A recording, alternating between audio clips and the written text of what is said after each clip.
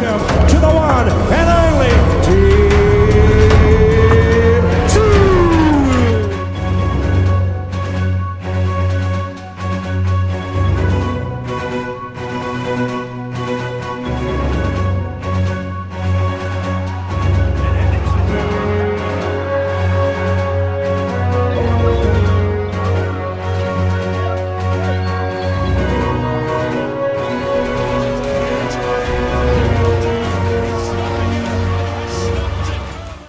Hey guys, how we doing? Welcome to Talking Boxing. It is Monday, May the 27th, 2024.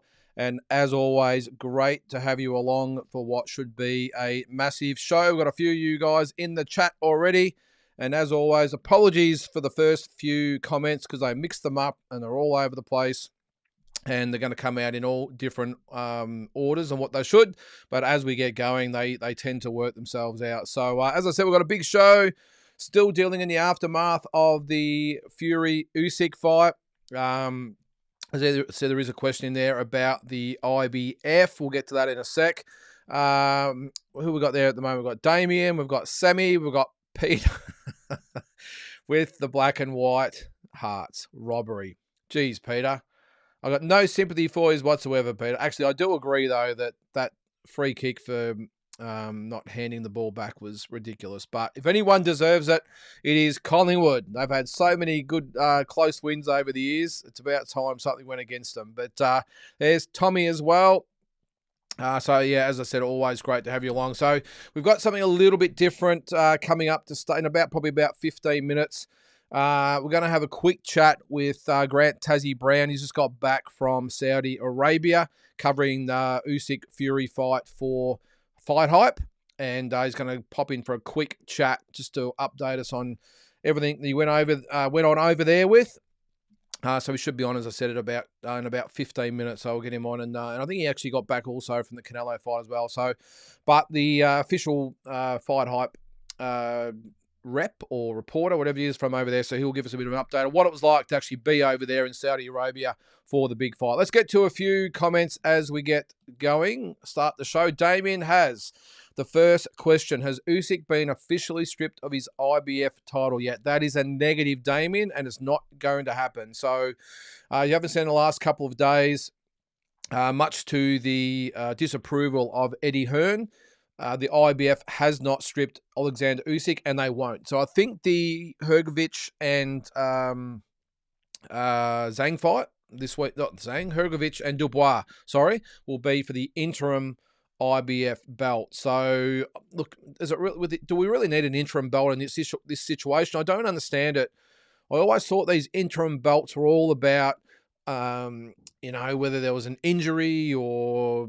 there's lots of different reasons. I won't pluck actually, what were the other ones for? If they're unified, they've got to do other mandatories, whatever it might be. At the end of the day, I don't think we really need an interim IBF belt or a WBO belt or WBC or WBA, to be honest. But so worst case, hopefully it'll keep Dubois and Hrgovic happy, and more importantly, Eddie Hearn happy. They'll be fighting for the interim belt, and AJ can maybe fight the winner and all the rest of it.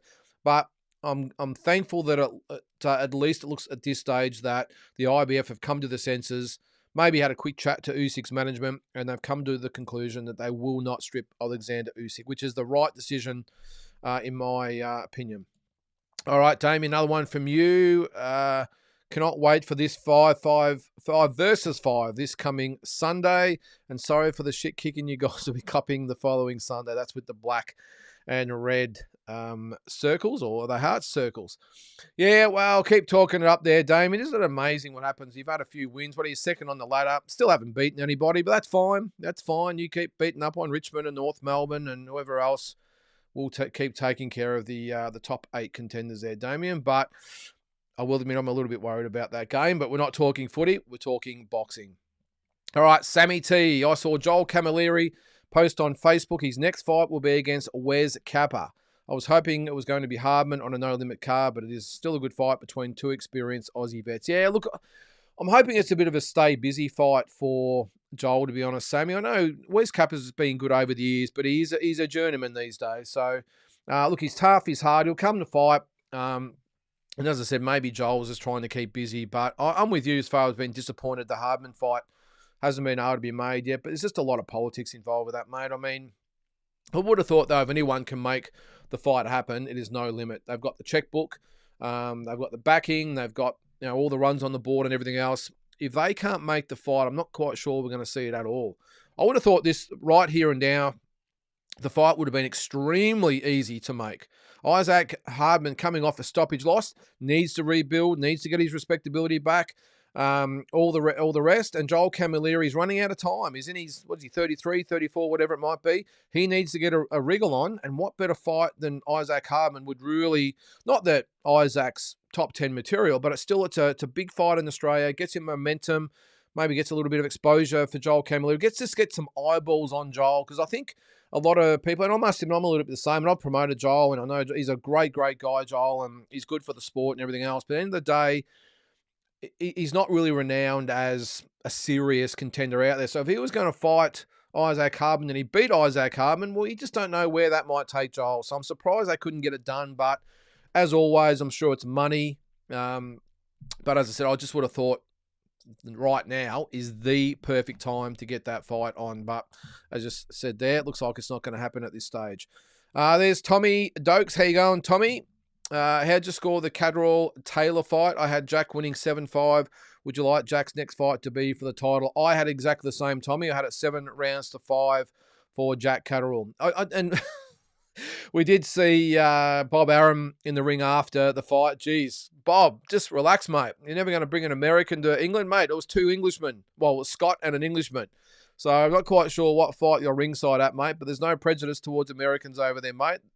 Scottish versus the English. So just to relax a bit with that one. But no, look, I can understand some people might have had it close, like very close, but I'm not sure you could make a real serious argument for Josh Taylor winning the fight. Maybe absolute best case scenario for him might have been a draw, but I'm with you, mate. I had 7-5, and I thought I was generous to Taylor in a couple of rounds. So, but look, it does open up a lot of doors for Jack Catterall now, and what do we got? So we've got Devin Haney. Whether he would fight Catterall's probably maybe, debatable, I suppose. I'm not sure he would see Catterall as that real test he'd be after, unless he wants a comeback fight after the Ryan Garcia loss. We've got obviously Isaac Cruz, but he's tied up and probably won't fight again after this one for another 6 months. So he might be out of action until December, January, February, whatever it might be. Matthias and Paro, of course, coming up as well. And who else is there? Is it WBC, WBA, WBO, of course, Teofimo Lopez. I knew I was forgetting. So this is the problem with so many titles these days, guys. It's easy to forget champions. But Teofimo Lopez, yeah, well, he was the other one that beat Josh Taylor, so maybe he could give Catterall a win, although he's got a fight scheduled as well. So I'd like to see him fight for Tommy, but I'm not quite sure there'll be a title shot for him for the remainder of this year. But if he can get another one, maybe 2 fights before the end of the year, well, who knows what can happen. Tommy also says, Usyk being stripped of the IBF is ridiculous. Well, as I said, mate, it's not happening now. When Bud was stripped after the Spence fight, it's because he wasn't going to fight at 147 anymore. So now Dubois versus Hrgovic is for the vacant, and AJ gets the winner. Well, in a perfect world, that's what Eddie Hearn wanted there, Tommy. So, but I have read it on a couple of different sites today, and reliable sources as well have said, well, not when I say reliable sources, other YouTubers and that sort of stuff. If you call them reliable, we're not reliable. We sort of rely on each other for gossip most of the time. But it is, what I'm getting at. A lot of people with ears to the ground are all saying the same thing, that the IBF will not strip Usyk. And to the extent, I think I saw this afternoon, actually, Eddie Hearn did comment about it. So I think the fact he's commenting about it being disappointed, that would show that it's not going to happen, which is the right decision. There is Carl. How you going there, mate? I hope all was well. Yep, hope it was well with you too, mate. No problems with Jack Catterall getting the nod. Yep, as I said, mate, I had 7 rounds to 5.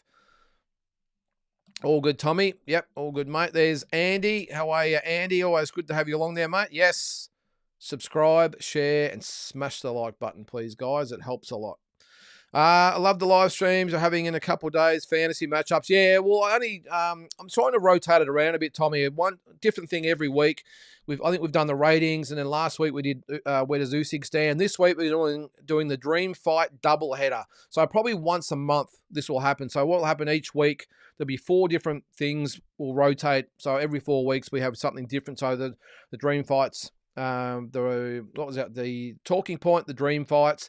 I'm going to do another one as well where I want to do a box or a deep dive on a boxer, a fighter. So pick a fighter, might be very well recognised, it might be underappreciated, whatever. Pick a fighter and just do a deep dive into his career and go right through his record and obviously chat about that. But any other suggestions you might have. Another thing I actually thought about is reactions to fights. So if you've got a fight you'd like to throw under the spotlight, and we can have a chat about that and go back. And we used to do it when we had all the panel with the classic fights. We'd go back and go right over one of the best fights in history.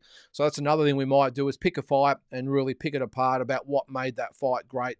So lots of different things I want to do. It's all about the interaction with you guys. I don't really want to be someone just keeps posting videos and whatever else. I know a lot of other sites do that, but I want to be interactive, and even to the point, things like the weekly roundup, all that sort of stuff. Let's put it out there and all go live so we can all either watch it live or comment later. But yeah, so that's this Wednesday night, guys. And I know there is a fight night on here in Australia on 7 Plus, the national, Premier Boxing Series. But if you want to jump on at 7 o'clock, the Dream Fight doubleheader, I better actually let you know who it is. It's George Foreman and Alexander Usyk in the main event, and the main support will be Canelo Alvarez and Roy Jones Jr. So check that out on Wednesday night. There's Andre Rodriguez. How are you there, mate? Yes, good. So late afternoon, good evening for everyone over here. Yeah, it's about 10 past 7 here in the evening there, mate. So thanks for tuning in from Portugal, if I'm not mistaken. Carl says Usyk's team have asked for permission to take the rematch, then fight the mandatory. The IBF, I believe, have agreed. Yep, that's correct there, mate. Tyson Fury should take a break and let Usyk defend IBF versus Hrgovic Dubois winner. Not a bad look at it there, Andy. I think the fact, though, it's going to be in October, I think should give Tyson Fury plenty of time to recover and be ready, I would say. And the longer it takes for the rematch to happen, there is that possibility that the fight doesn't happen at all. So I'm just thinking, just let's get it on in October, November, whatever it might be, and let's go. Peter, Coach Garcia is telling the world Australians have picked Ortiz to beat Zhu. I believe Zhu will stop him as Ortiz is not fighting a taxi driver. I did see that, Peter. I saw the interview with Robert Garcia, and I think what he did say, if you missed it, when he was over, he wasn't over here. He spoke to people or coaches, or people in the boxing industry that were here for Kambosos versus Lomachenko in Perth a couple of weeks ago. And apparently, according to him, well, the word on the street over here is that all the Aussies think that Virgil Ortiz is going to beat Tim Zhu. Look, I'll be one. I'm not afraid to say that I think it's a very, very risky fight for Tim, but I still think he gets the win. And I think most Aussies in the know in the boxing game over here, fans, or actually in the boxing industry itself, I think everyone would acknowledge it's a dangerous fight. But I don't think you'd probably see too many people actually picking Ortiz to win. There will be some, and I have seen some, but I'm not quite sure it will be in the majority that Aussies are thinking Ortiz is win. And then you've got the casuals who probably don't know a lot about Virgil Ortiz. They would 100% think Tim is going to win. So, yeah, I think the people that actually know about boxing in this country, I would think 75 to 80% of them, those in the industry, would actually think Tim Zhu gets the job done. But I did see that, Peter. And he's got to drum up a bit of support for his boy too, doesn't he? So, Andre there. Usyk is beating the industry. That's what's happening on the deep level of boxing as a business. Well, you would hope that being the undisputed heavyweight champion of the world, Andre, would give you a bit of pull, wouldn't you? You'd expect it. You'll be able to think, and I think the IBF, I've got no doubt, would have actually sat back in this situation as well and went, you know what? This is a bad, bad, bad look.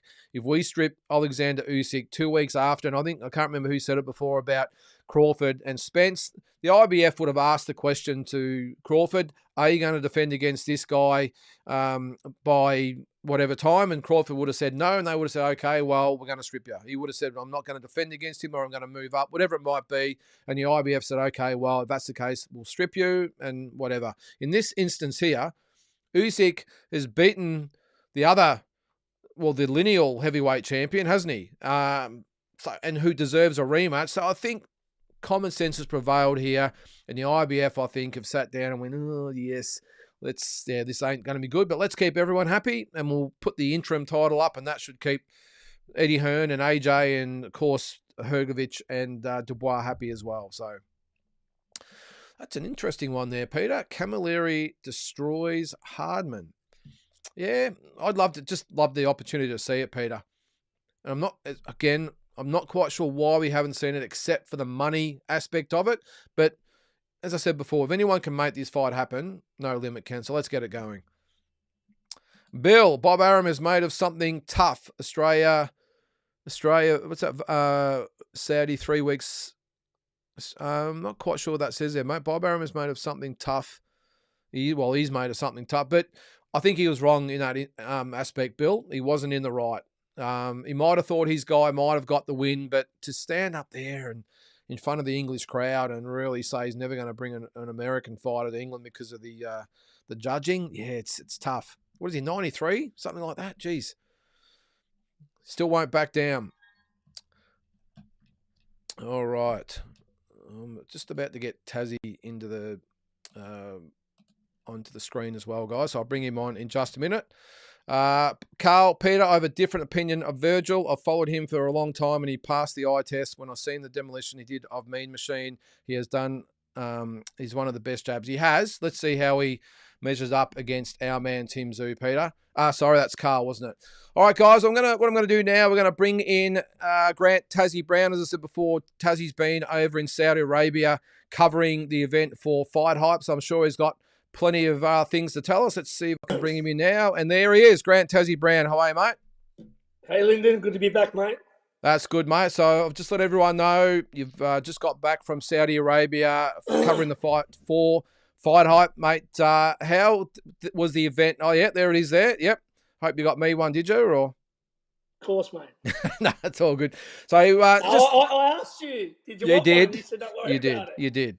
Right. Well, first of all, mate, how good was it to be over there, not just for the fight, but to be covering it for Fight Hype and being up close and personal, and being able to meet and interview so many of the all-time greats of the sport? Yeah, being there the whole fight week. The first day was the media workout, so to cover that. Obviously, we had our own Jai Potato there as well, which I was the only person there covering Jai, which was disappointing, I think. From Australia? Yeah. Yeah, that is disappointing, isn't it? Only one. So Australian Boxing Central, I was sending the stuff back there for Jai, and then doing the Fury Usyk stuff for Fight Hype. So that was, so that was disappointing, seeing how they send Fox Sports over for, Maloney's, George Gambosis, my dear friend Tim. I mean, they should be equal, but no one was there, only me. Anyway, all good. It's unusual, isn't it? Because you're right. We've been to the big fights over there and seen the Fox main event team and everything else. And you would have thought, I know he wasn't the main event, but still, it's a massive fight on probably the biggest event in a decade or two. Yeah. So anyway, but yes, that was good. Look, the whole fight week. Then we had the official press conference. So everything they do in Saudi is of a night time from 9 p.m. onwards. Because the nothing's heat? done of a daytime because it's so hot. Yep. It's too hot. So everything we've done was pretty much between 9 p.m. and 11 p.m. So yeah, but I mean, it was great. I mean, I got to obviously I met Roberto Duran a few times now. Interviewed Roberto, Lennox Lewis, Savannah Holyfield, Amir Khan, Curl Brook, Antonio Tava. Lennox Lewis, I saw. Or did you mention him? Lewis? Yeah, Lennox. Yeah. Yep. And I got to I got to really get to know Spencer Brown, Tyson Fury's manager, who was one of the event organisers, very well, great guy. and yeah, mate. I got the good chat with Klitschko. He done a shout out to my Ukrainian amateur boxer, soon turned pro Max. Yeah, and I mean just the whole fight week, and obviously then the night being ringside and being able to meet Ronaldo, Neymar, Anthony Joshua, Your Excellency Turkey Al Shea. So there's not much we didn't do, but then obviously got the interview, or I got to ask Tyson Fury a question with the media scrum, which I think's gone viral. Everyone's like, "Hey, you there?" Well, I'm there for a reason, mate. I got my credentials. So, and I asked him a pretty good question. I said, in the rematch, would you use your size more? Would you do something different? Because I really think, he should have used his size more. But I guess we'll talk about that. But yeah, look, the whole experience, Lyndon, was amazing. The people in Saudi are so friendly. They were coming up to me, my big powerlifter mate Wayne, taking photos, handing babies to us to get photos. It was like we were, part of the show, Yeah, but really, I can only speak from experience, and it was a beautiful week in Riyadh. So you've been to Vegas, obviously, for the big fights as well. How did it differ from Vegas to Saudi as far as the theme and the vibe of the place? The vibe was great. It wasn't as good a setup for the media during the week as it is in Vegas. They favoured the Sky News and Matchroom and Queensbury media people. The digital media really sort of was, I guess, pretty much wasn't prioritised as much. So you had to sort of hustle and bustle to get the right shots and to get in the right frames. But I mean, look, the atmosphere was great. The fight night atmosphere was amazing. Still want to say it's Vegas yet, but I think they're learning as they go along. You know what I mean? I think they're in it for the long haul, so I think they'll only get better and better. But the atmosphere on the night was amazing. But just during the week, the digital media people, such as myself, we had to sort of hustle and bustle a bit, which is fine for me. As you know, I'm a hustler, so that's fine. I got to where I needed to be when I needed to be. So, yeah, I can imagine. So, for all the viewers out there that are either watching live or after the fact who have never been to a big fight, let alone one in Saudi, let alone had a media pass, fill us in on the average day at a big fight like this with the lanyard around your neck, for a big fight like that. Yeah, well, I mean, to be able to be up close and personal when they're doing their media workout, to be up close and personal for the press conference and the weigh-in. They done a weigh-in for the undercard in the morning, just at the hotel, nothing fancy, in and out. But they done the Fury Usyk weigh-in, and I think they had a couple of the other main fights who had already weighed in just for show of the night time. Obviously being there and having my credentials was amazing. Yeah.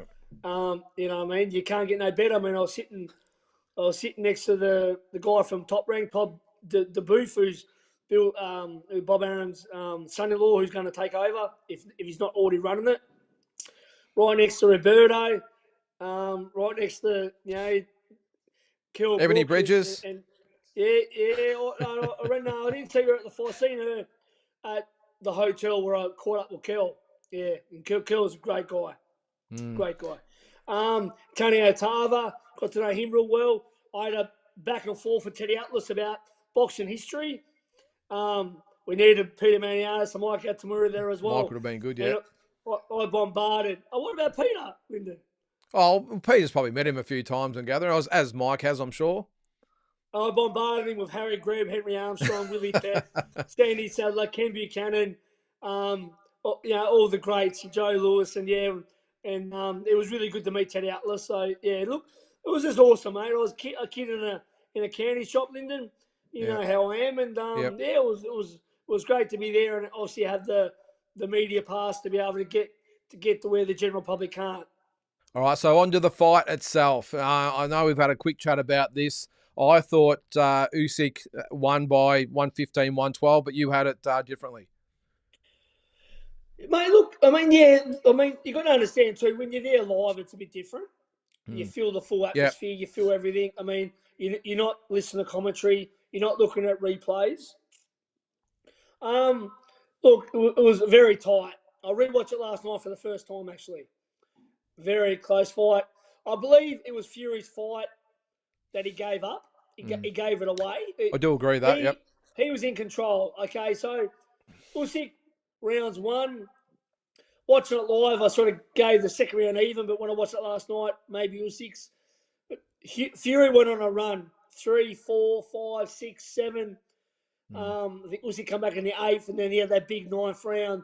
I mean, I think Fury stunned him in the 6th, and confirming it last night when I watched it again, should have went on with it. Should have tried to really cement, get him out of there, or really dictate those last rounds. And that's why the question I asked him at the press conference, because will you use your size more? Because I would like to see him use his size, be on the front foot more, not backing up to Usyk, not showboating. So Fury won all of those middle rounds. Then obviously the 10-8 in round 9. I think, then Usyk 10-11. The last round I gave it for Fury. Look, it's either a draw, 114, 113 to Fury, Siri here. or you can go 114, 113 to Usyk. So, I mean, and that's what 2 judges did do. 2 judges did score it. 114, 113 to Usyk, 114, 130 Tyson, and a bit wider one for Usyk. So, but look, I mean, when it's that close, and you can't really, you can't complain. It was a great fight. I do believe with Tyson's fight to lose though. What about he should have just dominated a bit more aggression, no showboating. And when he had Usyk hurt, I mean, the bigger man really should have been making the smaller man use his legs and wear the smaller guy out. Not let the smaller guy come forward and dictate. Them uppercuts and body shots are amazing, but I think he needed to do a bit more, and I think he'll be kicking himself right now at home. And the rematch, I think he'll definitely come out a bit more aggressive this time, Tyson. Yeah, well, I commented as well last week that I just thought the fight went the opposite way. I expected Fury to come out aggressive and Usyk to box. Yeah. But it was the exact opposite. And I thought, I'm with you, I thought Fury looked awesome in those first couple of rounds, but I didn't give him those first 2 rounds. I thought Usyk won the rounds, even though I didn't Tyson give him the first 2 rounds. No. Yeah, and then he kicked into gear, and I thought he might have stopped Usyk in 7th, 8th, 9th round, but it completely round turned 6, again. Mate. Round 6, he had a great round. He did what he did wobble him. He did put him on the back foot, but then he sort of backed off a bit. I really think he'll be kicking himself. I really do. What was the Yep, sorry. Great fight. Not many fights live up to the hype, Lynden, as you know. Yep. And that really did. And I can't wait for the rematch. What was the feel at ringside afterwards amongst the fans there? Mixed. I got told by the people of Fight Hub I was working for to get some quick interviews with, whoever was around, like ex-fighters and that, to get their opinion before the decision. So I was in a bit of a hurry. It would have been quick. I got Roberto Duran. Yeah. Duran sort of went to Usyk and then went sort of, then he sort of went to a draw. Kell Brooks said Fury and Tarver said Fury, but both just. Yeah. And they were the only ones I could sort of get before they announced the decision. Jeez, it's amazing, isn't it? Well, yeah, I must admit when I watched it, as I said, I haven't rewatched it. There's been so many fights to watch and rewatch lately that I just haven't got around to it. But on the day, I thought that it was 115, 112, but a lot of close rounds in there as well. So who do you think wins the rematch? I think Tyson. Tyson, if he fights the right fight, I think he can beat him fairly comfortably. I mean, look, not taking enough away from Usyk, but he's just got to back him up and keep hitting him with them uppercuts and body shots and put the pressure and lean on him like he did with Wilder. I mean, you got to look at them. If you match them up, Fury's got nowhere near the skill level of Usyk. Not many people have. Usyk and Lomachenko, both Olympic legends, gold medalists, 300-odd amateur fights. So you're not going to outbox these guys. What does Tyson have on him? He has size and weight. So use that size and weight. Lean on him in the clinches. Push him down. Push him as much as you can till the referee warns you heavily. Get away with whatever you can. Rough him up. Body, head. Push him back. Make him use his legs. Tire the little guy out. and he didn't do that. That's what And he he went has to away from the do. body too, didn't he? He worked really well He early. He did. hurt Usyk to the body and just went right away from it. Mate, round 6, he had him gone, mate, I'll tell you now. But Mm. credit to Usyk for coming back and doing what he done. He's a true warrior. He's an all-time great. And, I mean, you can't fault either guy. It was a great fight. They left it all in the ring. And Fury's recovery, as he always does against Wilder, knocked out cold, gets up like the Undertaker. The Fury's unbelievable, his recovery. Unbelievable. So just quickly, the Saudi Arabia itself, it was at Riyadh, wasn't it? So, I mean, I've never been there. Is it a place where it's a big tourist area or? I think they want it to be. It's not Dubai yet. The reason they're doing all this is to boost their tourism. I mean, look, it's very hot, very, very hot. Look, it's a great place. People are friendly. They had their high-end shopping, had their high-end stores like your Louis Gucci's and Fendi's and all that stuff, Chanel's, and you know what I mean. The hotels were beautiful. Everyone was there, really, very personable. I mean, look, I wouldn't go there if it wasn't for the boxing. But I think they're starting to open up more. They're not as strict as they used to be, but it's not quite Dubai yet. But mate, I can only say how I was treated. 10 out of 10 for hospitality. All right, one last thing before I let you go, mate. You're about to be unleashed onto the airwaves, a YouTube show. Tell us about it.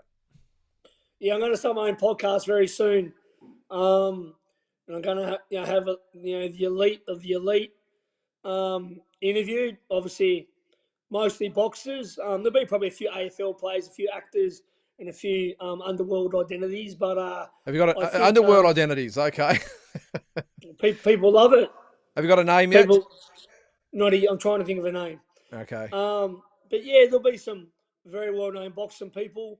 There'll be American people like Teddy Atlas, Tony Otava, Kell Brook. Well, that's one of the perks of going over the events like that, isn't it? You get to meet all these guys and actually make contact with them. Yeah, got their numbers and that, and I'll do a lot of our local champions too. So yeah, look, stay tuned. I'm not sure of the name yet, but I'm going to launch it in a couple of weeks. So my own official podcast. Sounds good, mate. No, awesome to get you on and hear all about it, mate. It's just I thought it'd be really good input or some information for our viewers out there to see what it's like to actually go to an event like that, not just go, but to be the inner sanctum. Yeah, look, amazing, mate. I'm blessed to be able to be given these opportunities like I am, and I guess a lot to you that obviously we kicked off Deep Dive. Yep. Which sort of got me interested in that side of boxing, and our trips together have definitely all pushed me a bit closer to sort of where now I am and where I want to be. So if I can keep doing this and sort of being around the sport I love and sacrifice pretty much my whole life for, to go to these events and to be around the people that we love and respect. And mate, I mean, talking to Larry Holmes, I was telling him how much my dad loved him, that left jab, and I wish I could call my dad and tell him. Unfortunately, I can't. But I think Doreen knows my face now too. I think he knows who I am. So no, that's awesome, mate. We'll look forward to it. We won't call it Tazzy's tirade because I don't think you'll be going off on the channel. I'm sure you'll be nice and calm. But let us know when you have a name. I'll come up with something. Sounds good, mate. Well, thanks for dropping in for a few minutes. Really appreciate it, mate. We'll hope to get you back on soon. 100%, Lyndon, and keep doing the good work, mate. You really you got a good base there of people that watch you regularly.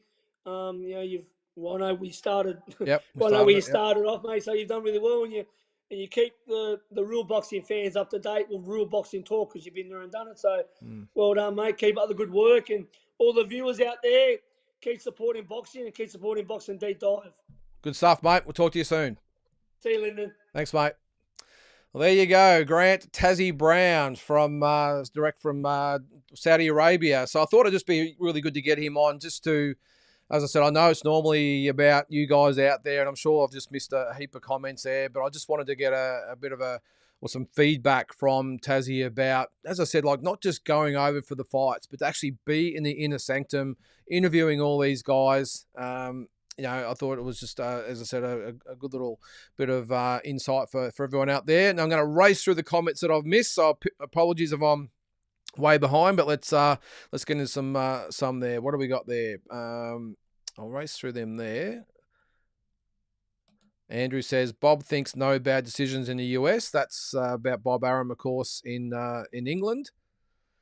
Devon's too busy trying to get that O back. Yeah, well, if he didn't see that as well, he's trying to get the result not just annulled into a no contest. He wants his O back as far as getting his O back. He wants Ryan Garcia's record as well. He wants that W back off him. He wants that on his record. So I think worst case or best case, I suppose, for Devon Haney, I would think that he might get it overturned to a no contest. But as far as actually getting the win, I think he's grasping at straws a little bit there. Haney's a great technical fighter, but if you can touch his chin, it's very soft. Yeah, well, I think he has been rocked a couple of times, hasn't he, Peter? But I think obviously Ryan Garcia, especially at 140, really showed that he's vulnerable to a heavy puncher. So you got to wonder how he would go against a Pitbull or a Matias or one of those. Even Lopez, he's not really a banger, but technically I think he matches up well against Haney as well. So is it a long road back for Devon Haney? Well, I'm sure we'll see once he sorts all this stuff out with Ryan Garcia. Who in the heck is Steve Clackett? Yeah, good call. Carl, never heard of him either. Okay, yep, Carl, it's supposed to be the best jab. Ronnie Picken, how are you there, mate? I think Bob Arum was complaining about the large discrepancy in the scores and meant to say he wasn't going to bring his fighters over and cop the same. Shit, that's how I saw it. Okay, yeah, no, it's probably not a bad way to look at it, mate. All right, Monk. What do you think of Sam Goodman doing a lot of talking about wanting Naoya Inoue next? Jumping in the ring, telling Inoue to give up his belts or fight him. Now he seems scared. Well, I will say to that, Monk, he's a very, very brave man, I will say, to go to Japan and jump in the ring after Inoue has just demolished another opponent. Look, I think the thing is, I don't think Sam Goodman actually believes some of the stuff he's saying. I mean, what did he say there about fight him or give up the belts? I think Sam Goodman and his team would know that Inoue doesn't really have much to fear from Sam as far as not wanting to fight him, so give up his belts. But I also get the other side of the coin in that Sam Goodman, it's a big money fight. It's a world title fight. Whether you think he's got a chance to win is another question. But he's going to get the big fight. He's going to get a big payday, massive event, big TV numbers, all the rest of it. So I don't blame him for doing whatever he has to talk it up to get the fight with Inoue. But geez, deep down, when the demons come at night, as they say, when you're asleep, and you've got to think about facing off against Inoue. You know what I think of when I think of that? If you've seen in Rocky 4 when Rocky's in the car driving and all the memories are going back and he sees Drago coming at him, from the other side of the ring, that's the way I picture Inoue. So I think, as I said, in the cold light of day, behind closed doors, without the cameras and everything else, that he'd be thinking, shit, I've got this this is going to be tough. But I will give him respect, though. He wants the fight, so good luck to him. And the other thing I've always said too, you're not in this sport for a long time, and the amount of sacrifice you give the sport, I think, doesn't matter who holds the belt, you've got to aim to have a crack. We saw it back in the day with Tyson, maybe to some extent with Hagler. So, good on him for having a crack, I think. Do I think he wins? Absolutely not. But again, good on him for jumping in there. And sorry, guys, I'm a little bit behind here. Bob said Josh won. I had 7-5. Yep, I did too, mate. Let's look at the opponents that Zhu and Ortiz have fought. Let's see the level. Well, I think Tim Zhu's got a way better resume than Ortiz. But he's a young guy. He can punch. Great trainer in his corner. This is another thing that doesn't get spoken about enough. The fact that Robert Garcia is in his corner, I give him an extra 10 to 15% chance. The guy, Robert Garcia, is a great, great trainer. Whenever I see a fighter with him in the corner, it's like, well, I think I always probably favour his fighter that he's going to win. He's just that type of trainer. So that gives him a little bit more chance. But again, I still have Tim Zhu being good enough, and now more experienced and been in those big fights. The level of competition's improved. So I just think all across the board, bar from maybe wearing a couple of big shots from Ortiz. I can't really see him seeing him get outboxed by Ortiz. But I mean, it's always a risk in any fight. But I just think Tim's has got the chin to be able to withstand what Ortiz has got, and then the boxing skills to actually put him to the sword later in the fight. All right, Andre, Inoue versus Goodman is a good scrap. Okay, Goodman is a legit top 10, undefeated, and he's willing to face a monster in his backyard. A good fight. Well, Andre, I think legit top 10, yeah, I will say that, yeah. Undefeated, yes. Willing to face the monster, yes. In his backyard, another tick, tick, tick. A good fight, well, remains to be seen. Look, again, I take my hat off for Sam, or to Sam, for putting himself on the line in this case. But look, most of these guys, especially a fighter like Inoue, at some stage they will get beat at some level or division or whatever it might be this year or in 5 years' time. I don't know, but most often these guys do get beat. But the issue I have, Andre, sorry, I've got the wrong comment up there, is that Sam, I don't think he definitely hasn't got the power to, I don't think, give Inoue anything to sort of worry about in that respect. Ability-wise, yeah, okay, he's very, very handy, is Sam, but we've seen some very, very good fighters in there with Inoue who've just been demolished. And I'm just not quite sure he's got the strength, the size, whatever it might be, to keep Inoue off him. He might do okay for 3 or 4 rounds, but once Inoue really finds his range and his groove, I just worry that Sam will just will not have anything to keep him off and be stopped in like 4 or 5 rounds. But again, he's an Aussie. I'll be supporting him, but you've got to speak facts, and the facts are that Sam is not a big puncher. He's not a strong guy. Very technically astute is Sam Goodman, but that is not enough, in my opinion, against Inoue. It might be good for 3 or 4 rounds, but over 12 rounds, I don't think so. But let's hope we get a chance to see it. Andre says, I've Inoue inside 8 rounds, though. Okay, yep. There's Kyle. Goodman has beaten 2 of the top 10 according to the Ring magazine. I still doubt he beats Inoue. Well, he has, Kyle, so you got to give him some credit, 100%. Should Fury come in heavy and look to get Usyk out early? I don't think he can, Hanoi. If I can call you Tripper or Hanoi, I'm going to call you Hanoi. Look, it is an option there, Hanoi, but it's definitely fraught with danger. If he can't get Usyk out of there early, has he got the ability to go with Usyk once the sting goes out of the fight and we get past just the size and weight difference? The strategy and the heart and conditioning and all that comes into it.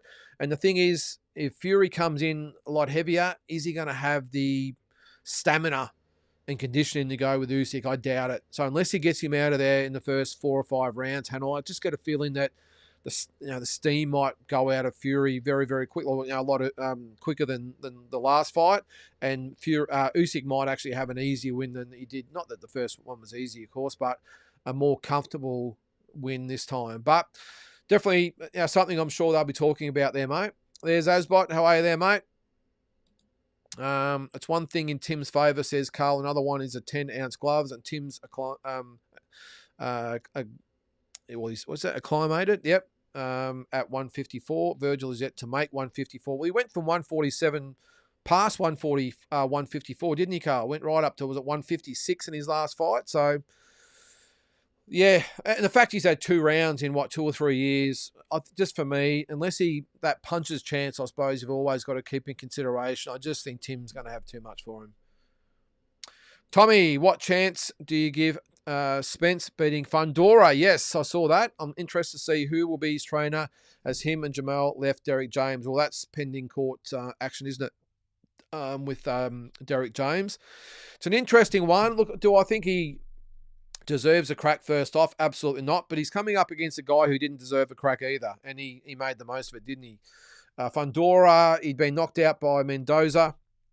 I know it was a late replacement, so extenuating circumstances there. But, I mean, this has obviously got to do with Spencer's previous resume, if that's what you want to call it. So I haven't got a massive problem with it in that. But I don't know, with the whole thing that's happened, who knows? Who knows? But as far as the chances of him beating, I think he's got a good chance of beating Fundora. Depends on what version of Spence turns up. If the same Spence turns up that fought Crawford, I think Fundora outboxes him. But any version of Spence that we saw before that, I think gets a job done. And the extra 7 pounds has to help. It has to help. No doubt. Look, I think Crawford beats him anyway, no matter what weight they fought at. But boiling down from, I think they were saying he was up around 190 and he's boiled down to 147. That's a lot of weight. That's 20 kilograms. Just crazy stuff. So even though 154 would still be tough, the extra 7 pound, or was it 3.5 kilos in the metric system, should help him a lot. And I think if he turns up anywhere near his best, I think he beats Fundora. But that's another big question. He'll be in front of his hometown, so you've got to count that in there as well. But I would think early on, I'm going to tip Errol Spence to beat Fundora. And then what happens if Crawford beats Madrimov? Do we get the rematch? Does Tim get frozen out again? I don't know. But I don't know. There's always something smelly in this business, isn't there? Carl says about Virgil, you've got him winning over Tim. Been a fan of Virgil for some time. Okay, yep, that's cool. Nath Mays, how are you, Nath? Your last video got me thinking about fighters' records. Is Tim Tszyu's career better than Mundine's, or will it be? Mundine lost a few fights at the end of his career, but has a solid record.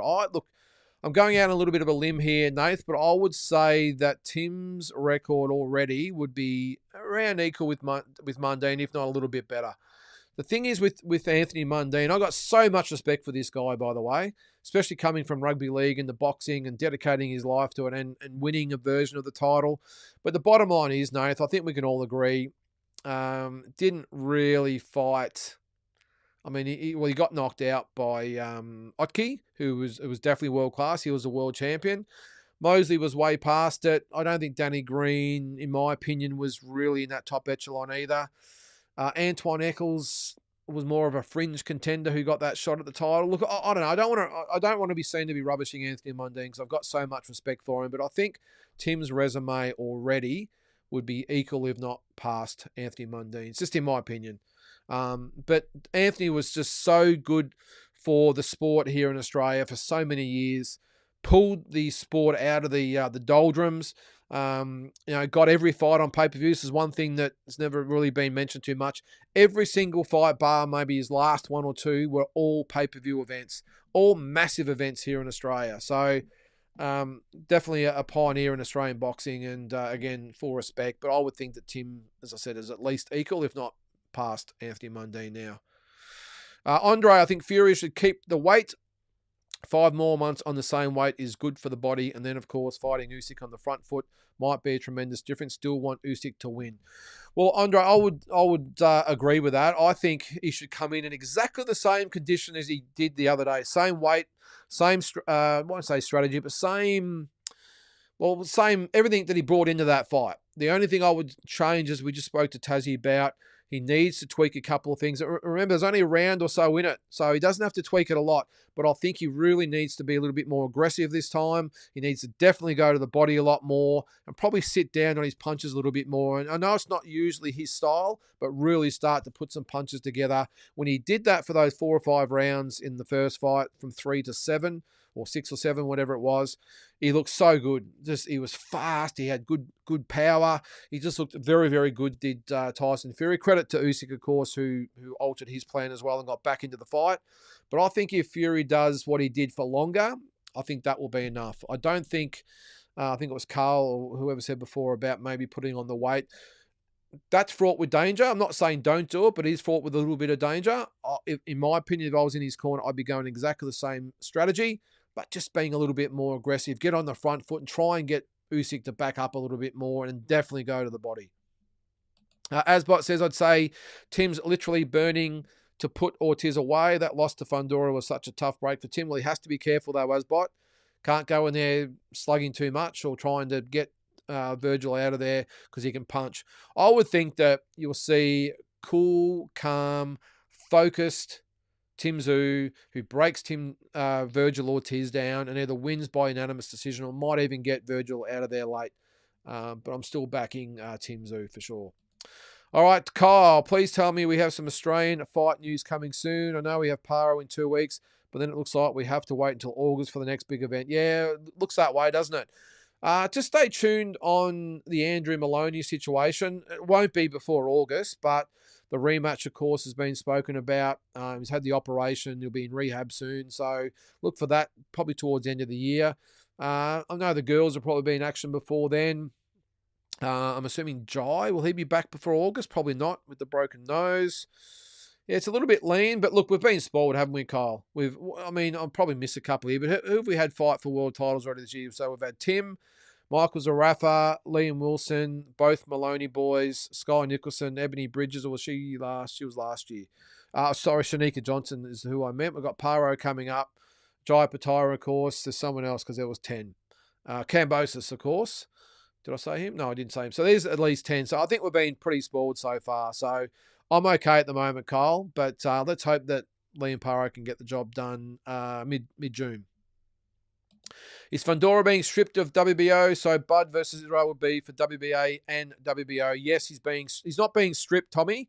I think he's giving up the belt. I think that it's going to be for the WBC belt, which I think we've discussed in here before. I think we're all thinking that would be the case, that the WBC belt would be on the line and the WBO belt would either be stripped or would be relinquished. So what you're going to see now is just a split again in the division. Madrimov and Crawford, and then you'll have Virgil Ortiz and Tim Tszyu sort of on one side of the fence. Then you'll have Fundora and Spence and who won the WBC belt? The Ukrainian. So, so I think they'll be on two sides, and hopefully it'll be like this, and they'll meet in between at some stage, and we'll have another undisputed champion. So let's see. Carl says Liam Paro versus Matthias is one I'm keen on. Can't wait, mate. What else is there? Yep. Elsie, geez, I must be behind. Sorry, I'll keep going. He's just referencing Tazzy there. Yeah, it's good to have him back. Just time-wise, we haven't been able to get him on again. Andy, all the boys have just got so much on, so it's sometimes hard. That's why I've just sort of gone solo, and we'll try and get the boys on when we can. This is about Jai Pattaya. That's pathetic. Our best fighter and can't get anyone over there covering him. It is ridiculous, Carl.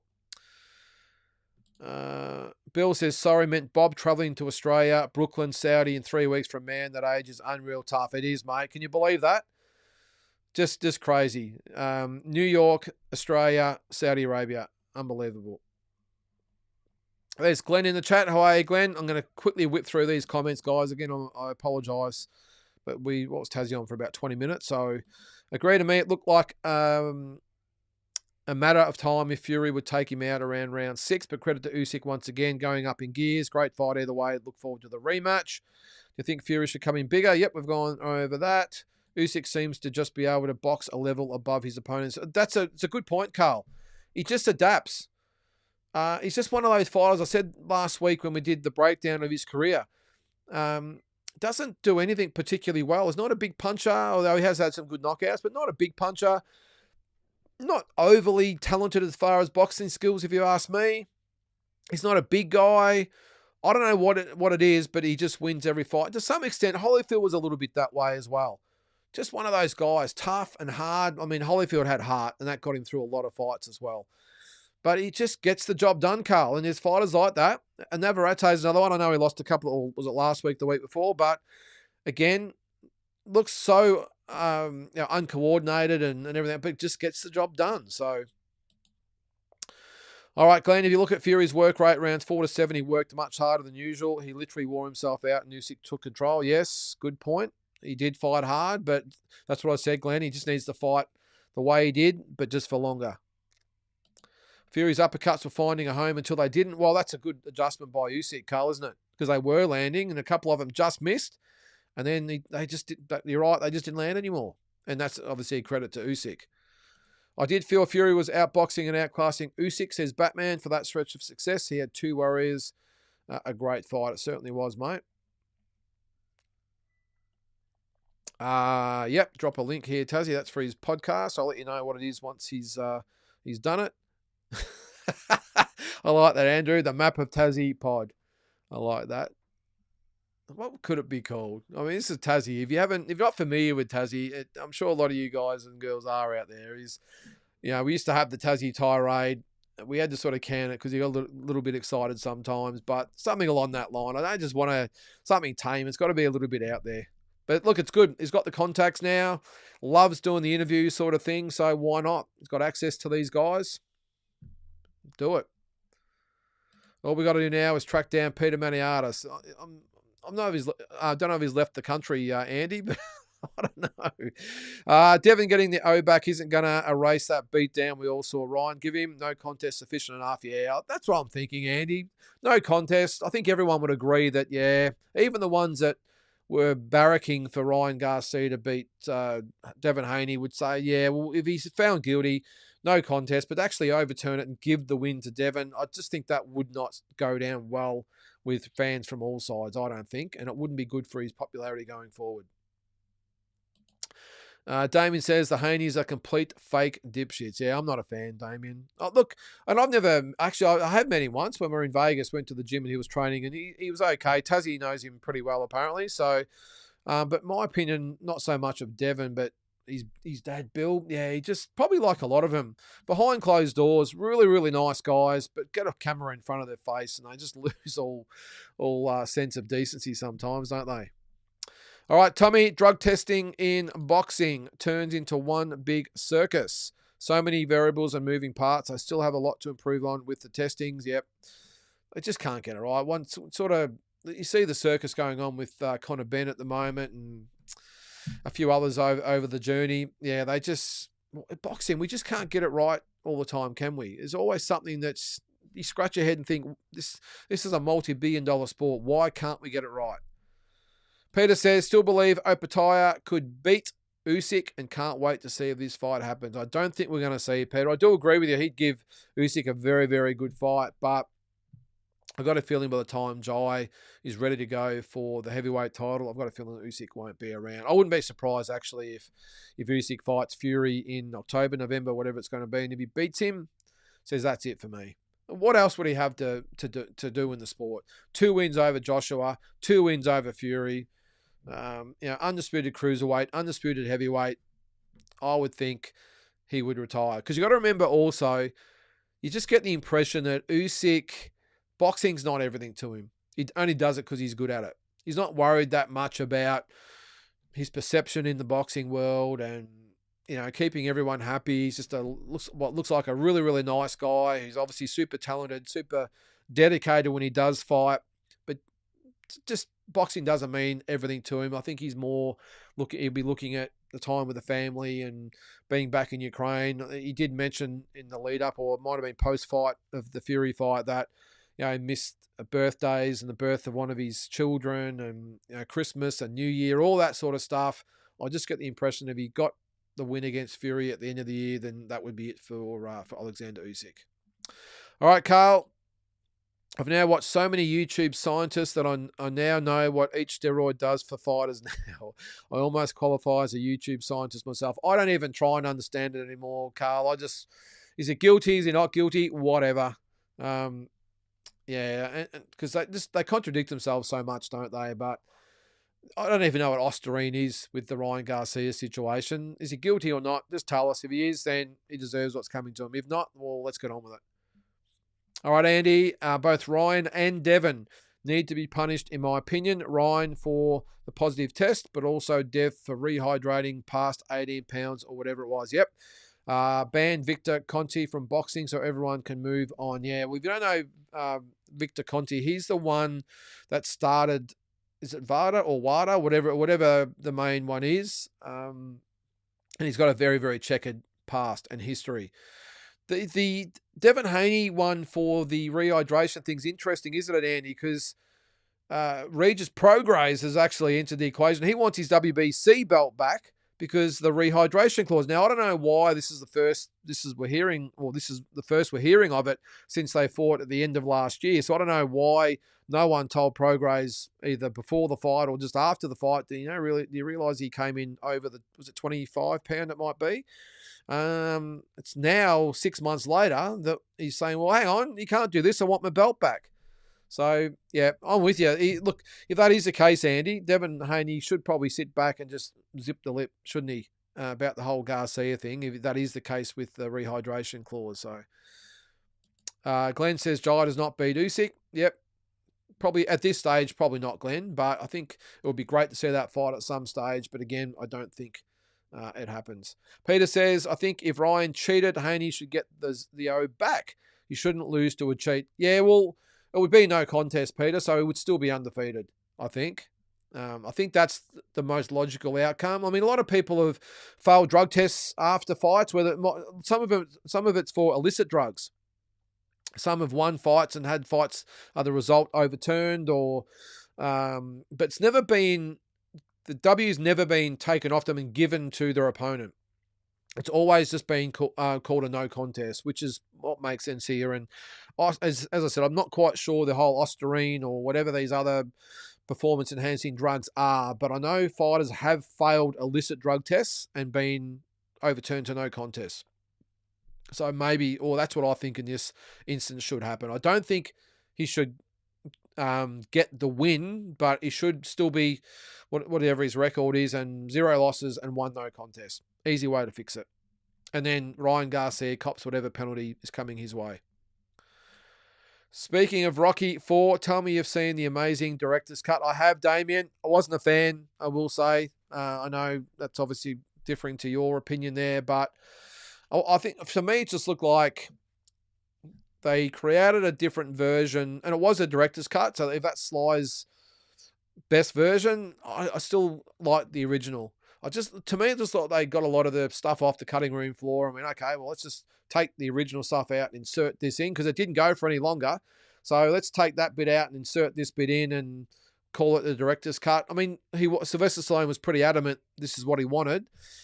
But yeah, I think even the music was different. I wasn't a fan, to be honest, Damien, but I know a lot of people did like it, but I do like the concept to go back and redo. I'd love him to do Rocky 5. If he's going to do a Rocky movie, go back to Rocky 5 and maybe just chuck it in a bin and refilm the whole movie. And, maybe get rid of it and call Rocky 6 Rocky 5. I don't know. But Rocky 4 was such a masterpiece. I still don't think it was the best. I think Rocky 3 is, for me, still the best Rocky movie in the franchise. I'm sure everyone's got their own opinions out there, by the way. But for me, Rocky 3 is the best. And I would actually have number 2 as the second best, 1 as the third best, and 4 as the fourth best. Don't worry about Rocky 5, and Rocky 6 would be the fifth best. And I know a lot of people have Rocky 4 as their best, but I just think Rocky 3, just the best fight sequence and training montage of all time. And I'm standing by that. So maybe we'll have to have a show on that. I have done a video on this, by the way, ranking the best boxing movies. Copped a lot out. I upset a few people there with some of their movies. But for me, the Rocky series, but particularly Rocky 3, what a movie that was. All right, I'll keep moving through quickly. You probably know more, but Lucas Brown got stripped of the title and suspended. But if I can remember, his win stayed. So I guess it all matters with the commission. Yeah, that's exactly right, Tommy. Depends on the commission. I'm not so sure it's the sanctioning bodies, because they just police the fight itself, I think. Although the WBC does have a clean fighters program. But from my understanding of being a promoter, when the event is on, the commission takes over the event. The sanctioning body, they deal with the actual title fight itself, but the event, not the fight itself. The belt's obviously on the line and they have their own rules and regulations, but the commission are the ones that normally take on control of what actually happens during the fight, if that makes sense. But I'm not 100% sure, Tommy, as far as if in certain countries maybe that the sanctioning bodies maybe have a little bit more pull. But either way, it doesn't matter. We just have to have something that's a bit more universal, I think. At the moment, we don't. It's a little bit dog's breakfast. In 2 interviews, Eddie has snuck in that Turki Al-Sheikh wants to come to make a card in Australia. Can you imagine the possibilities?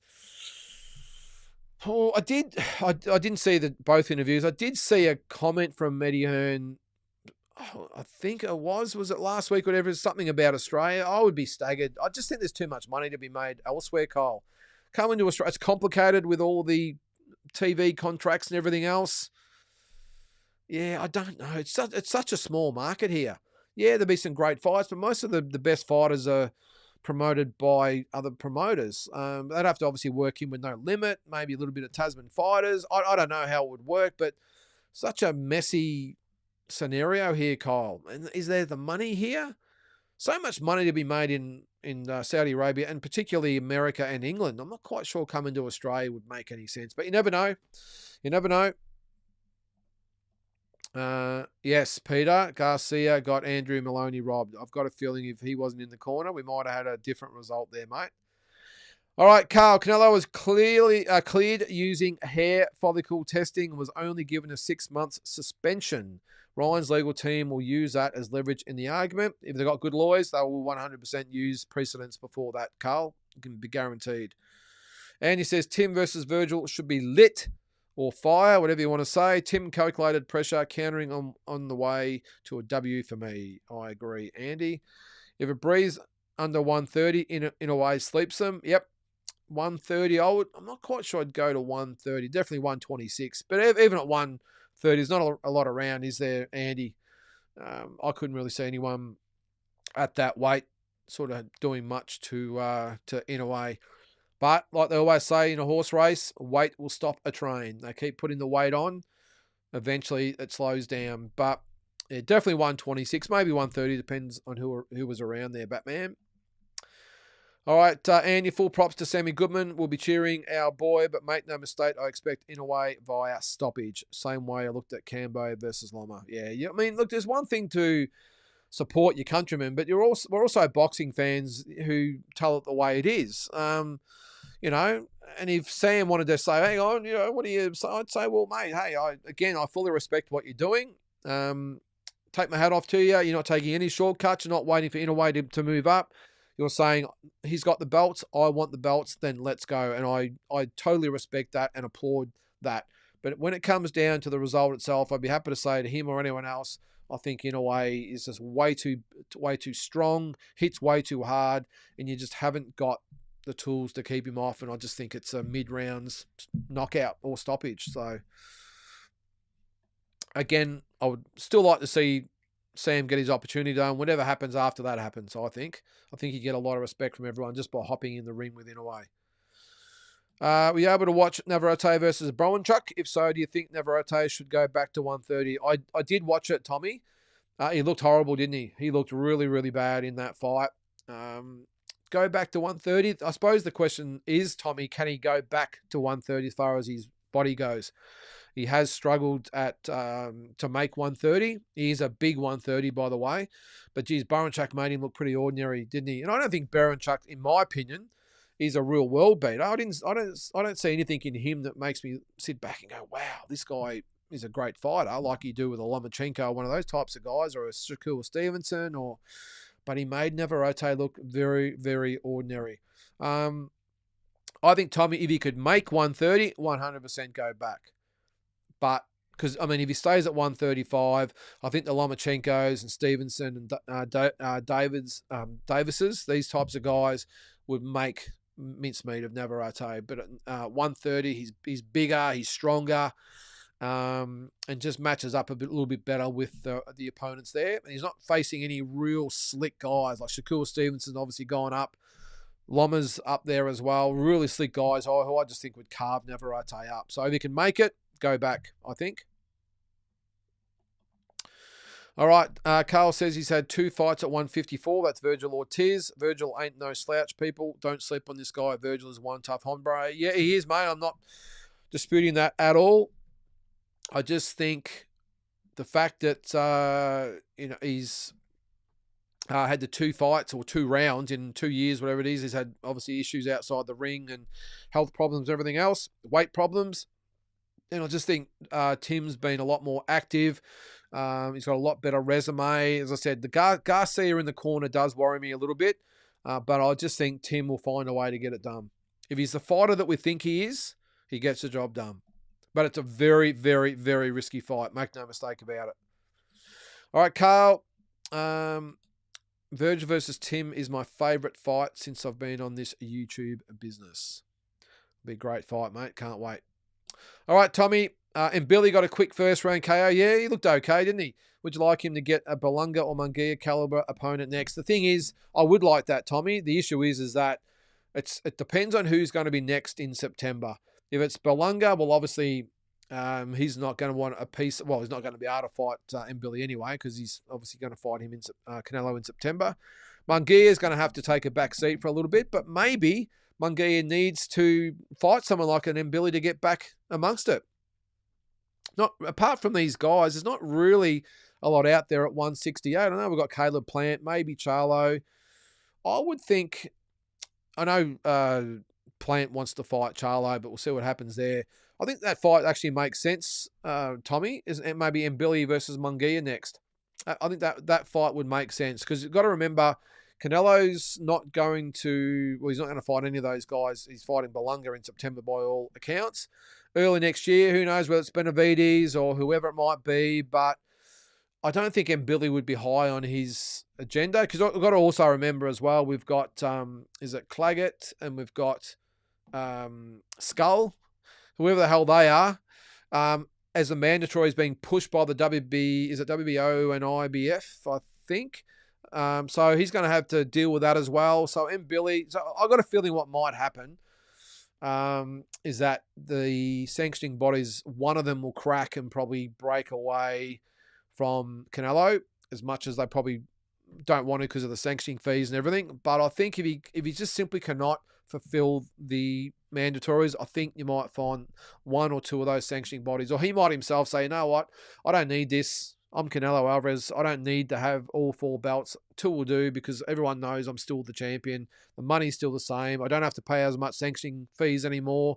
So who knows? I think you will see a situation there, Tommy, where we might see a couple of vacant belts fought for, and that's when the Mbilis will enter the equation. Maybe it's Mbili. Well, who you got? You got Mbili, Plant, maybe Charlo, I suppose you could throw in there, and then Mungia would be the other one. So you've probably got those 4 fighters that could all fight for versions of the 168-pound titles if a couple of those belts do become available. What's Carl say there? Mbili needs to get off the tit and have a chop at some of the big boys. Well, that's the other thing, Carl. You know, he's ranked pretty highly with a couple of the organisations, but who's he fought? I know he beat Rowan Murdoch, our guy, but apart from that, hasn't really had any really big wins, has he? Carl, I'm glad you agree with me. Tim already has a better resume than Chock, in my opinion. You couldn't pick the Spence that fought Crawford to beat this bloke. No, that's 100% there, Peter. He was absolutely done and dusted and finished as a world-class fighter. Yep. Yeah, you're probably right, Peter. Look, if the Spence that fought Crawford turns up, he will be a little bit healthier, as I said before, with the added weight. But if he's washed up as far as being physically washed up, then it's probably an easy night for Fundora, a nice, easy 12-round decision. But if Spence, look, the thing is, what you're a little bit different with this one is that Fundora is more of a boxer. I know he does tend to stand in front of you, but I think he's going to fall into Spence's trap, if that's what you want to call it. The way Spence fights, I think he's going to fall into Spence's strengths, I suppose. And I just think if a half-decent version of Spence turns up, I think he beats Fundora. But, geez, he'd have to be a hell of a lot better than what he was against Crawford, wouldn't he? But, yeah, I agree there, Peter. Spence over Fundora for me, says Andy. Either sets up Bud rematch for unifications at 154 or Spence retires with new belt. I don't think he'll retire, Andy. I think he'll want to fight against either. I don't think the Crawford rematch happens, but it could be against Tim. Who knows?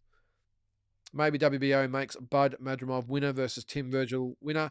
A lot of different balls in the air there, Andy. I suppose the good thing about it is there's so many different sort of machinations into what happens in the division. That's a good thing. I'm not really stressed about who fights who for what belt and when and all that. As long as they end up fighting each other, that's the main thing. And whatever variation that comes about, let's say Fundora does beat Spence, Tim wins, Crawford wins. Maybe it's Tim and Crawford next. The winner then fights Fundora, who has another voluntary defense in between. Maybe he fights.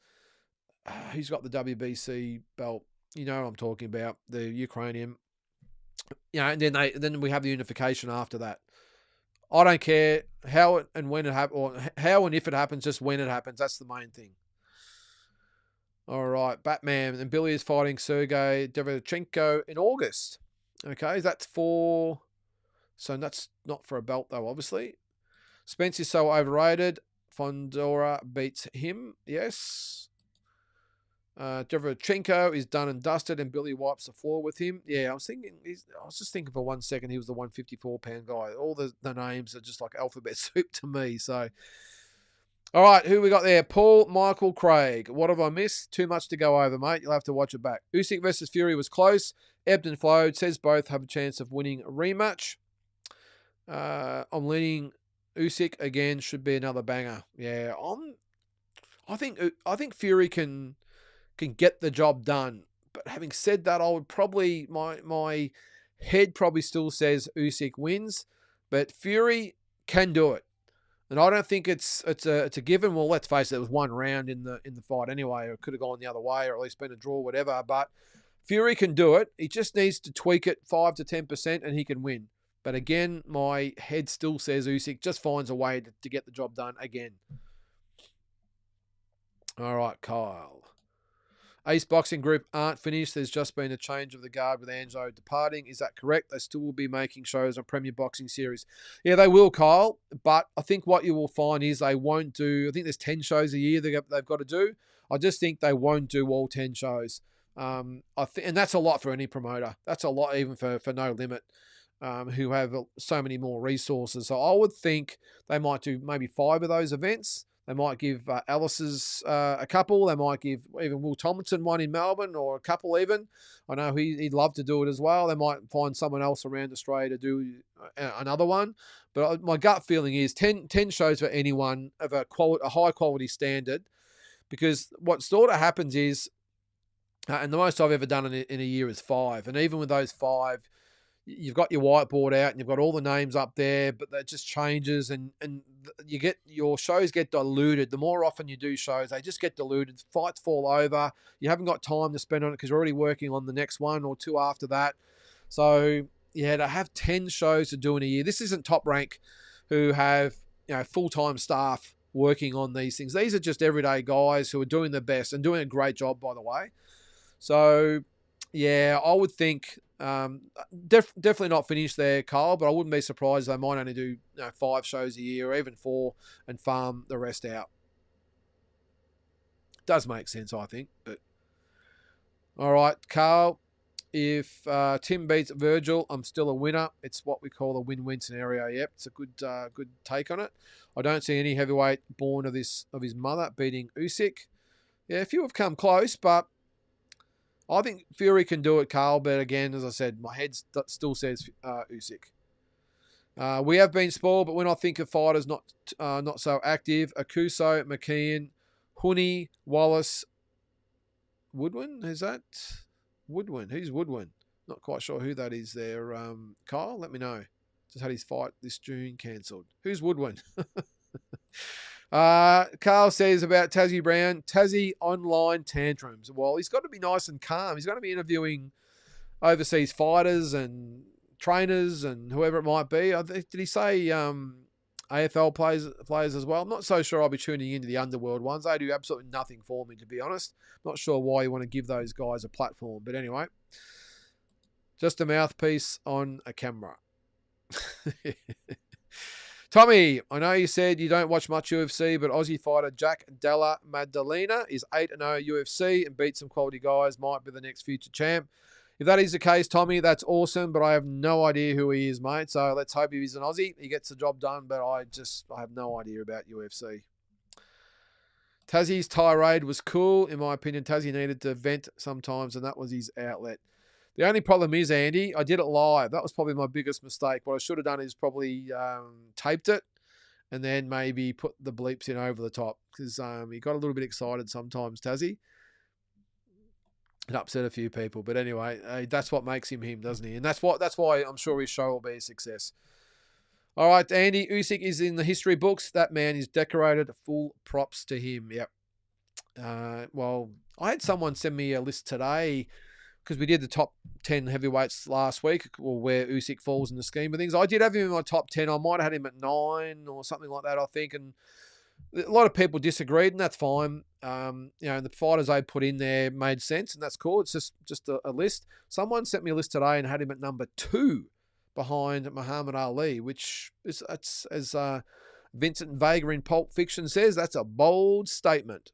So I definitely wouldn't have him at number 2, but yeah, it's an interesting take. It's interesting how everyone has their own opinions and criteria how they rank the fighters, but I'm not quite sure I could see him at number 2 all time after 6 heavyweight fights. All right, Carl. Oh, thanks, Carl. Yes, we've reached 1,000. We're at, I think we're almost at 1,300 at the moment. Really appreciate that, mate. You do a tremendous job. Appreciate you and your input on Aussie and World Boxing. I appreciate that there, Carl. Just doing what yourself and a lot of others do, just talking boxing on a platform and just trying to keep it real, mate. So I appreciate that. You said you fought David Tua's brother last show, but I never heard how it ended and how good was he? His name was it Andrew Tua or Alex Tua? Was his name Tommy? A welterweight version. I was welterweight. So what's that, 67 kilos or 147? I fought him in Sydney and he got disqualified for low blows. And that was in the Olympic trials. That was the finals of the Olympic trials. And hit me below about 8 times. Pretty hard, I will say, by the way. I had a bit of a squeaky voice afterwards for a while. And he got himself disqualified. So I was beating him anyway, though, Tommy. That's all I'll say.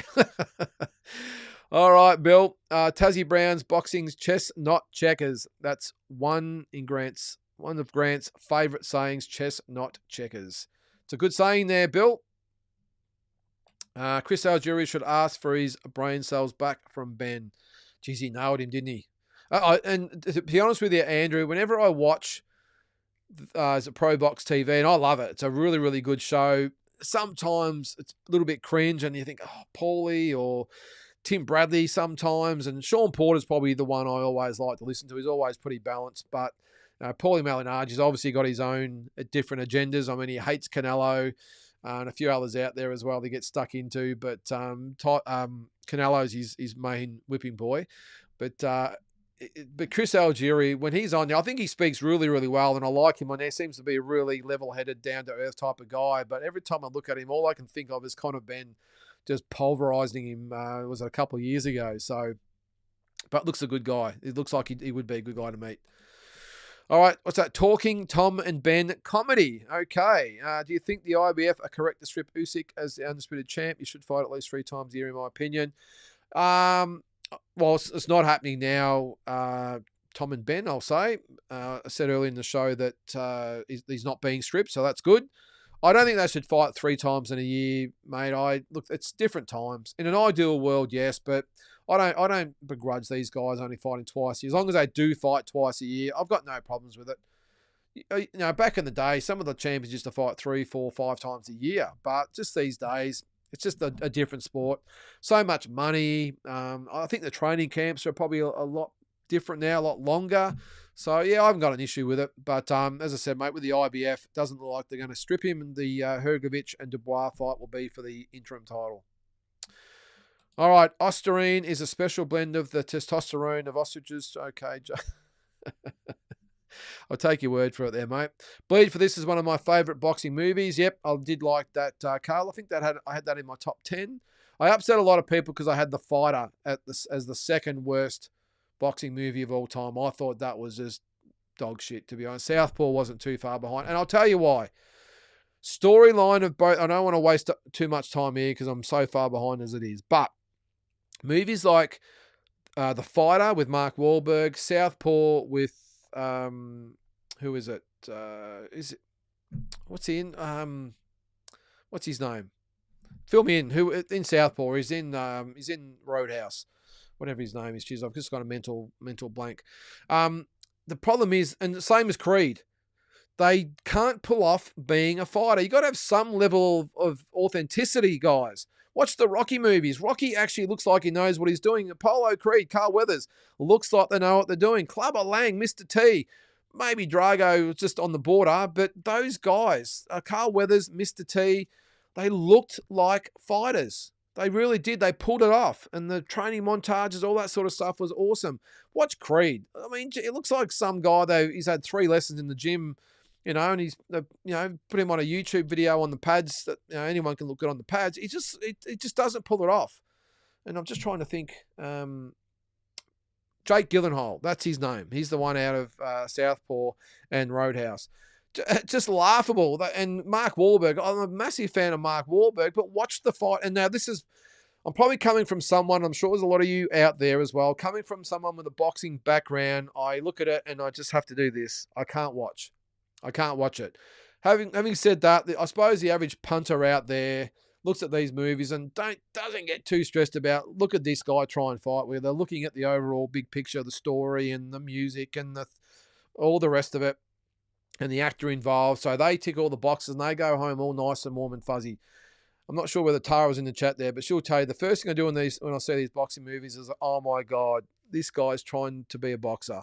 And Michael B. Jordan, it was Mark, whatever his name, Mark Wahlberg, and then Jake Gyllenhaal. Now it's Michael B. Jordan.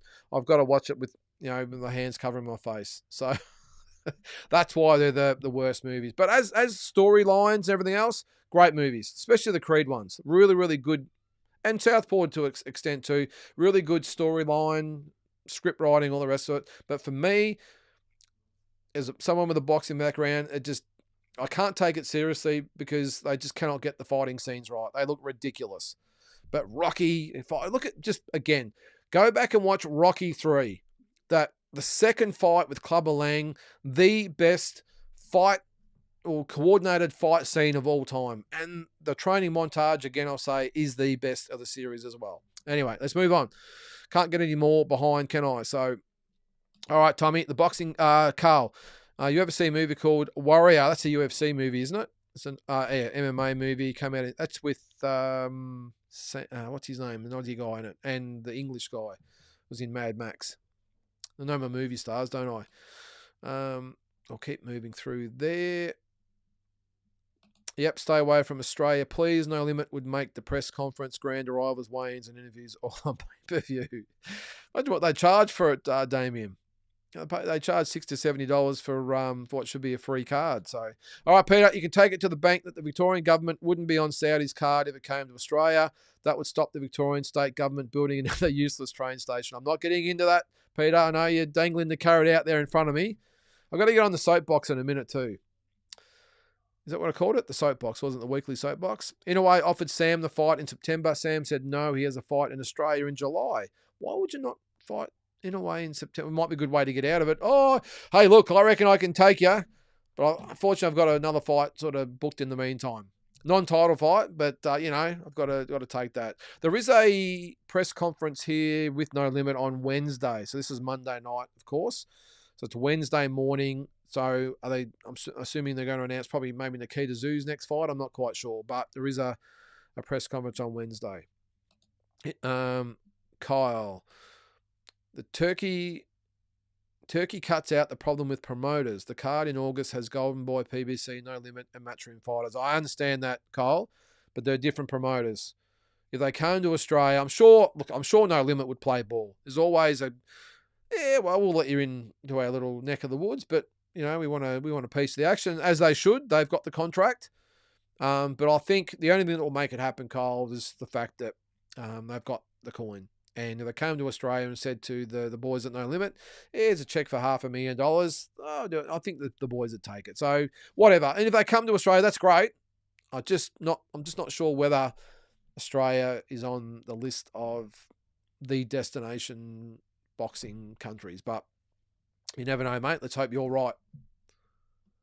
Yeah, Mungia and Billy would be fireworks, mate. I'd love to see that. Plant slapped the man out of Jamal. He should get his back. Yeah, that makes sense, doesn't it, Plant and Charlo? What do you think about the America versus Mexico 5 versus 5 rumoured card? I was hearing Bud, Canelo, Mungia, Plant, and Pitbull versus Devon or Shakur. Do you like these 5x5 turkey cards? I love them, Carl.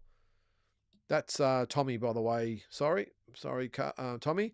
I do. I really like them. I think in this day and age, I've said on here a couple of times, we have to be a little bit more innovative in boxing. It's been too sterile for too long.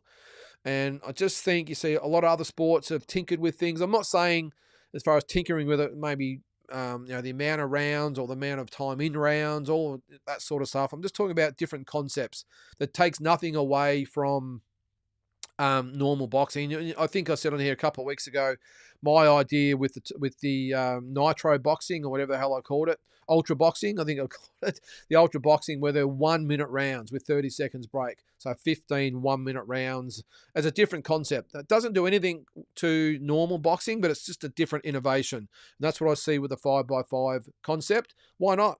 Why not put the 5x5 on? It happens to be a world title fight that maybe headlines it. That's great. But anything that gets, we know all the rusted on boxing fans will always watch anything, but just the ones who might not necessarily buy a pay-per-view or take any notice of the event, just start going, hey, you know what? That's a pretty good concept. Hey, America versus Mexico, let's go. And maybe it's the Mexican fans, American fans that maybe just get involved simply because it's those two against each other. I don't know, but if it's innovation, I like it, Tommy, no matter how it comes in. As long as they don't play too much with normal boxing, bring in whatever you want in any other innovative ways and get more eyeballs on the sport. What do we got there? I'll skim through a couple of comments there. Good without, it would be good without the Canelo versus Bud fight. Not keen on that fight at all. Devon will still be searching for that. He'll be busy for the next 12 months. Might have to look under his bed. He might find it under there. All right, Tommy, the box. I agree. I'm not big on the fight, but honestly, if Canelo options are going to be William, Skull, Belunga, or Billy, I don't mind Bud, especially if he looks great at 154 versus Israel. Look, I know Canelo has come out and said that he has no interest in that fight. I still would not be surprised if it happens. The only reason I don't think it does is because there's so much activity at the 154-pound division. Not so much happening for Canelo, especially with now Morrell and Benavidez moving to light heavyweight, and whether they come back's another story. But I wouldn't be surprised if the Crawford-Canelo fight does happen. But as I said, the only reason I maybe can't see it is because of what's happening at 154. Now, let's just say Fundora beats Spence and wipes out the rematch. Maybe even Ortiz beats Tim. Or even if Tim beats Ortiz, maybe Crawford says, it's not really, not really whetting the appetite. And Canelo's still looking for an opponent for early, for his May fight next year. Who knows? Maybe it does happen. I wouldn't be surprised. I know, as I said, Canelo said no. But if Turkey says, hey, here's a guaranteed $50 to $100 million each, well, of course it's going to happen. It's still a business, and both of those guys are in the twilight of their careers, so it makes sense to take the big fights, doesn't it? And I know Canelo's probably a little bit disturbed or cautious about how that looks, but geez, wouldn't you rather fight a blown up version of Terence Crawford? Do you think that would still have more credibility than fighting a Skull or an Mbili or Belunga or one of those types of guys? 100%, I think it does. All right, Batman. Really is a shame Tim got that cut, as now he would have been fighting Crawford or Spence guaranteed. And I think Virgil is as difficult a fighter as either. Yeah, look, it's a hard sport sometimes, Batman. And I know in hindsight, they would probably think, geez, if only we had just called the fight off after 4 rounds, we'd still have our belts and we'd be fighting Crawford in August. But it is what it is, Batman. No use, as I say, crying over spilt milk.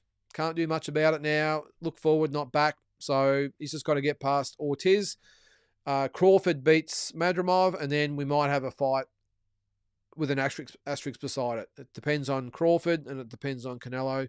But we could have the fight. And worst case, if Crawford does move up, well, it might be we might get Tim against the winner of Fundora and Spence. So who knows? All right, Andy. Canelo collected WBO and IBF after WBC, yet WBC dragging their ass and not strong enough to put what's right over the dollars. IBF and WBO usually stronger than WBA and WBC in that sense. Yeah, well, I said before, mate, who knows what's going to happen? I'm not going to even try and guess. All right, Carl, No Limit already works with Top Rank and the PBC. It used to work with Tasman until they jumped on DAZN. but cooperation between No Limit, Top Rank, Tasman, and Matchroom doesn't seem like a big stretch. No, well, if anyone can make it happen, it's the Saudis, Kyle. So if it does happen, happy days. Weight division for a reason. Remember that after Canelo versus Bud. Yep. I love the free fights. They've been giving us about bloody time. Is that which one? Who's that, Carl? Oh, the free fights. Who's been giving us free fights, Carl?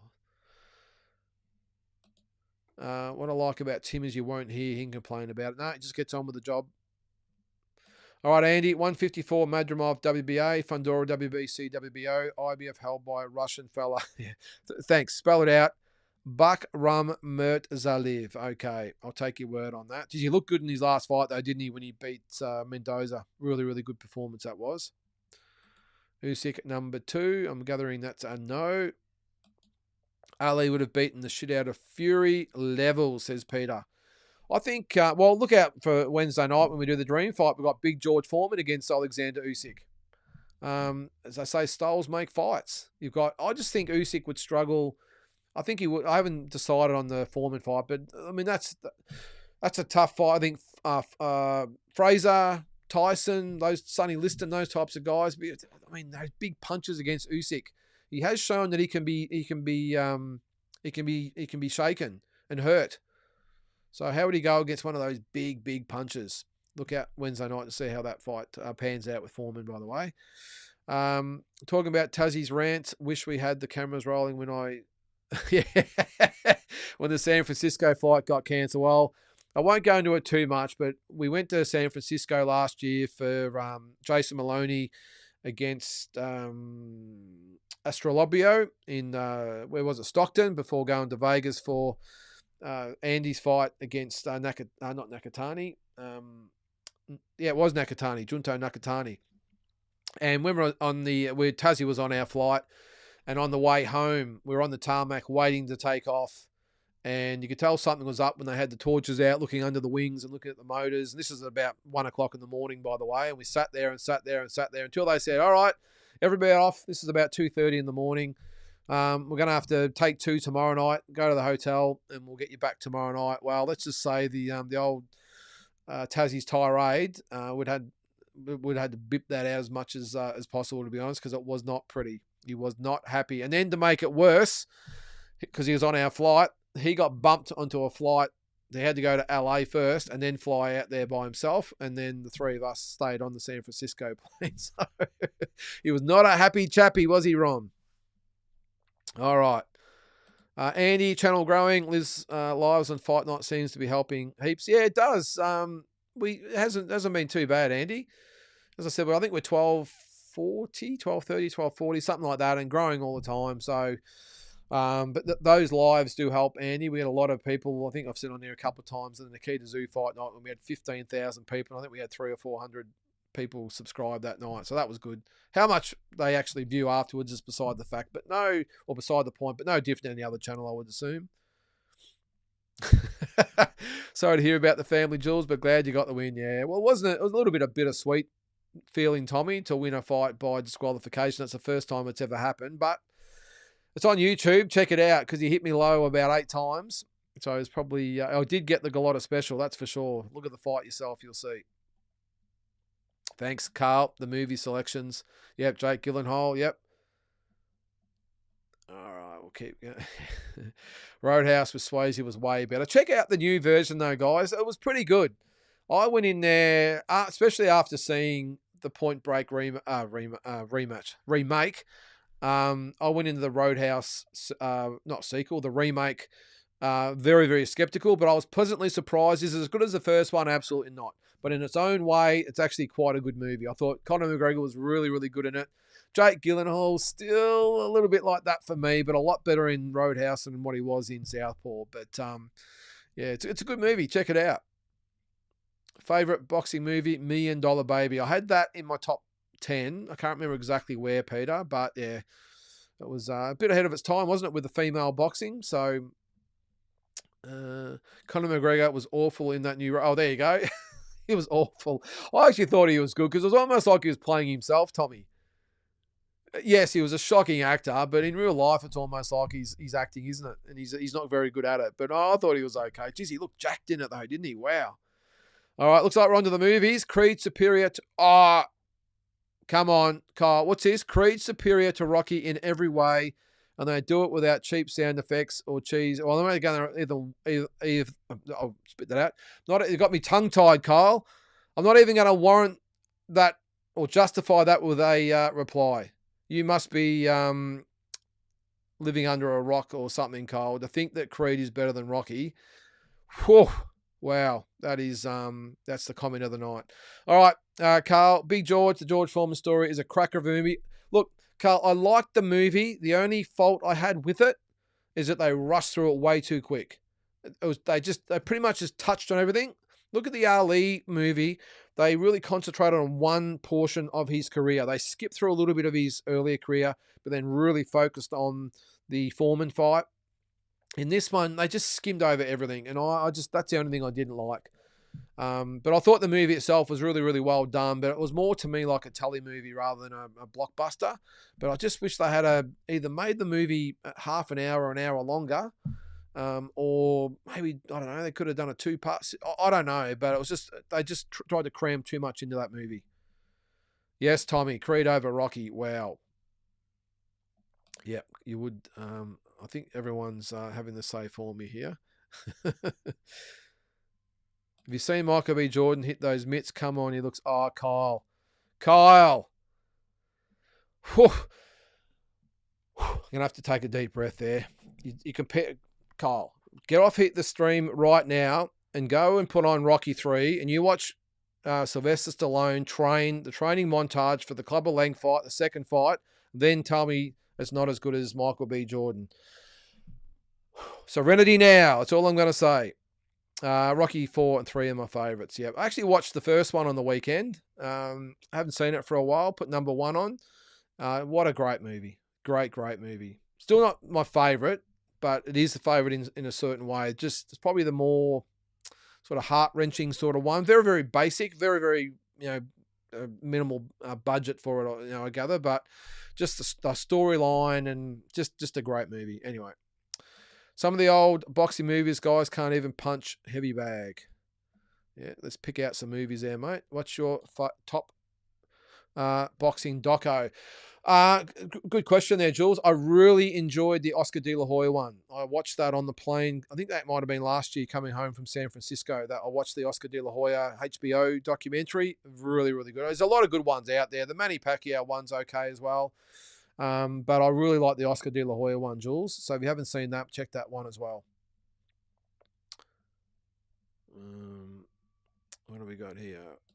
Peter says Canelo would be way too much for Crawford. Yeah, I think the size, overall, I would say Crawford's the better fighter, arguably. But at 168, Peter, maybe they'd have a catch weight.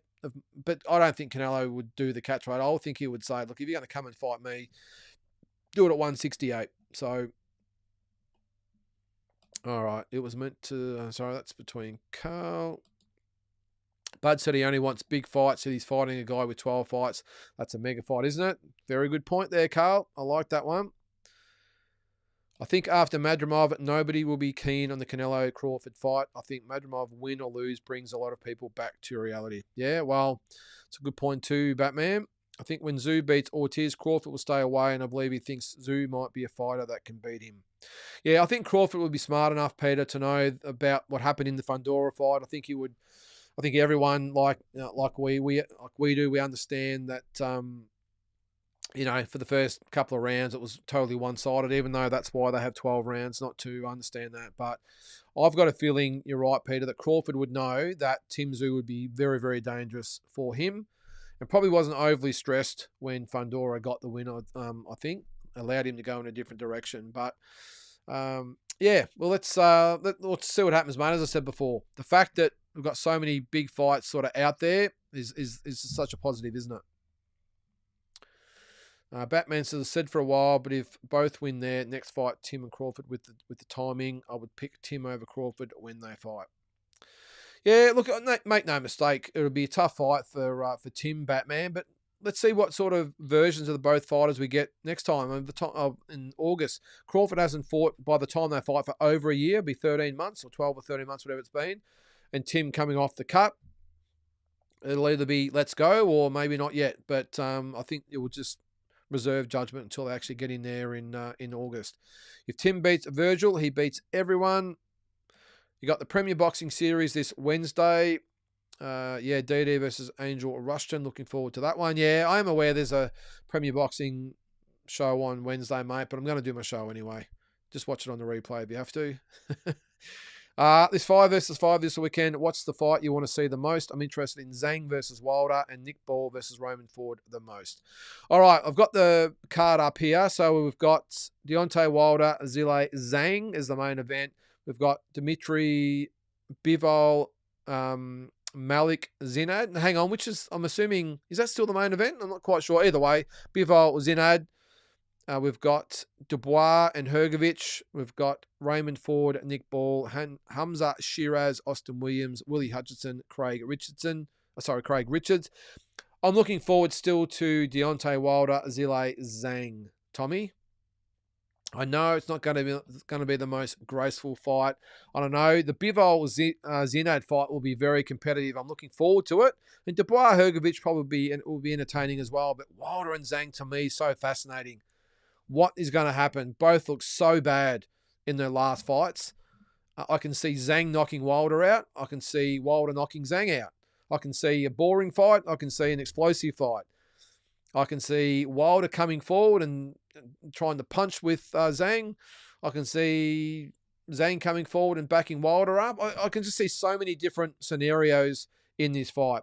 So for me, even though I'm not quite sure the relevance it has in the heavyweight division anymore, I'm still looking forward to that fight the most. All right, I've got about 15 minutes here, guys. Rocky KO 1 Creed. Yes, 100% Andrew. How could you have Creed above Rocky? Come on, Kyle. Oh, no. No, Damien. Creed 2 is the greatest movie of all time thanks to the Dragos. That was probably the better one. But Damien, as good as the Dragos looked in Creed 2, the fact that Creed, or is it Adonis, whatever it is, the fact that he was able to beat him, come on. At least Rocky beating Drago in Rocky 4 was semi-believable, if that makes sense. The Michael B, oh, come on. The young Drago would have ironed Adonis Creed out in 30 seconds. I can't believe we're debating whether Adonis Creed would beat young Drago. I wish there was a Drago movie. So many plot options. I like that, Paul. This is what I'm hoping we get more going forward. We've just seen it, even with Wonka, the backstory of Willy Wonka. I loved it. It didn't quite go the way I thought it would go. I would have liked to have seen it, but I still like the fact they did the origin story of Wonka, the origin story of Joker, an origin story of Drago would be awesome.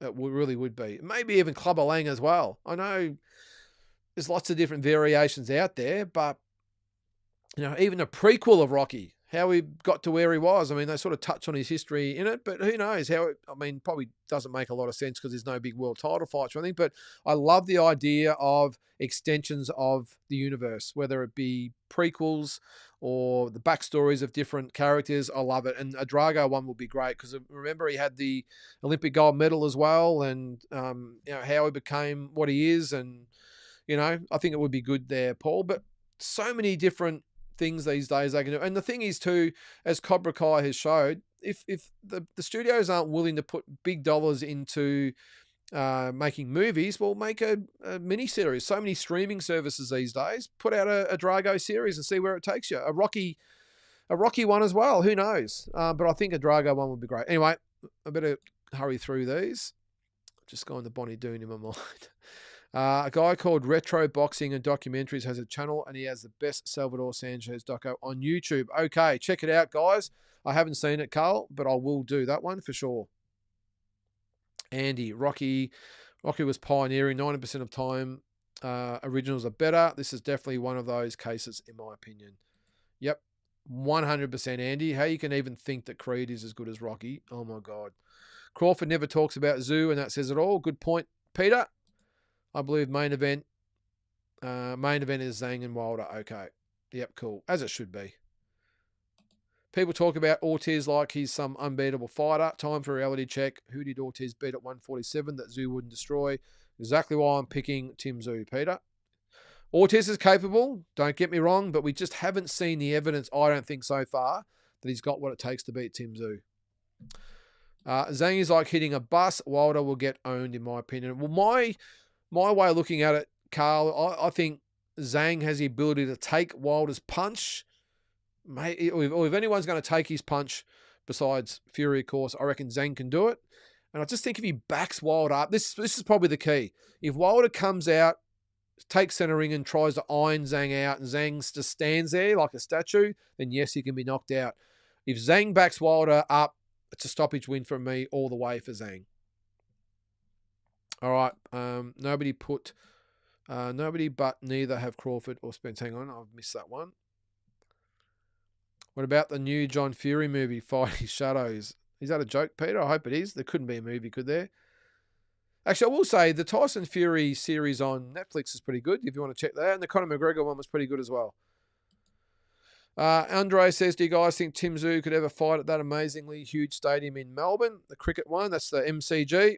100,000 spectators, that would be awesome. There's 100,000 in the stands, Andre, let alone what they put on the ground. They have had, I think, was it Taylor Swift had over 100,000, I think, 3 nights in a row there just recently. And I've been there when I think Guns N' Roses were there. They had about 80,000 there, so that was pretty good. I don't think you could ever fill it, Andre. I don't think, look, the thing is what you got to remember, Andre, the main thing is that Melbourne, where the cricket ground is notorious for the weather. It is so unpredictable. You could put it on in the middle of summer and guaranteed it will piss rain. I know they sort of rolled the dice a little bit with some of the concerts there, but concerts are a little bit different to a boxing event. The crowds, they sort of they protect the stage and put it up sort of one end, and the crowd aren't that stressed about getting wet, I don't think. But with boxing events, it's a little bit different. I was at the Jeff Fennick, Azuma Nelson second fight in Melbourne when it rained, and that was in February, I think it was, February or March, when it should have been 40 degrees. And it was freezing cold and piss rain all day. So they wouldn't have it there, Andre. They would definitely have it maybe at Marvel Stadium, where they could probably get up to about 60,000 in there, 50 or 60,000. That's probably where they would do it. They got 42 or 43 for Cambosis and Haney. All right. Now you're speaking my language. Cobra Kai is a shit, and yes, superior to the... Oh, Kyle. Cobra Kai is a great series. I love the series. Just go back and watch the original movie. I'm about to get on my soapbox with you, Kyle, in a second. How could you say the Cobra Kai series is better than the Karate Kid movie? 2 and 3 were a bit average, but number 1. Oh, jeez. All right. Showing my age here, aren't I? We're debating Adonis Creed here. The first fight went with Adonis getting put in hospital by Drago is what should have happened in the last fight in Creed 2. 100% it should have Damien. He had no right to even be in the same ring with young Drago. All right, we'll get a couple more comments there. I think I'm almost caught up. Yep, 4 seasons in one day in Melbourne, Carl. 100%, mate. Do not risk an outdoor boxing event in Melbourne. Do not do it. Yep.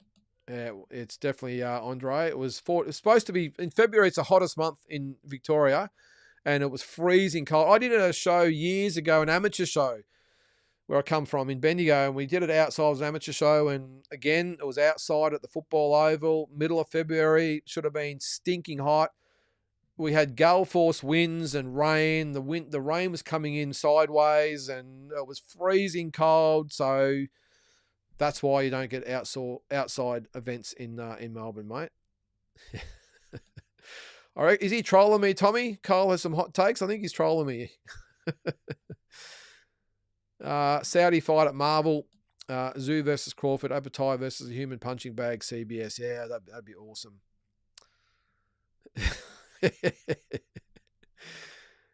Lynden grabs your chest one more time. I'll call 000.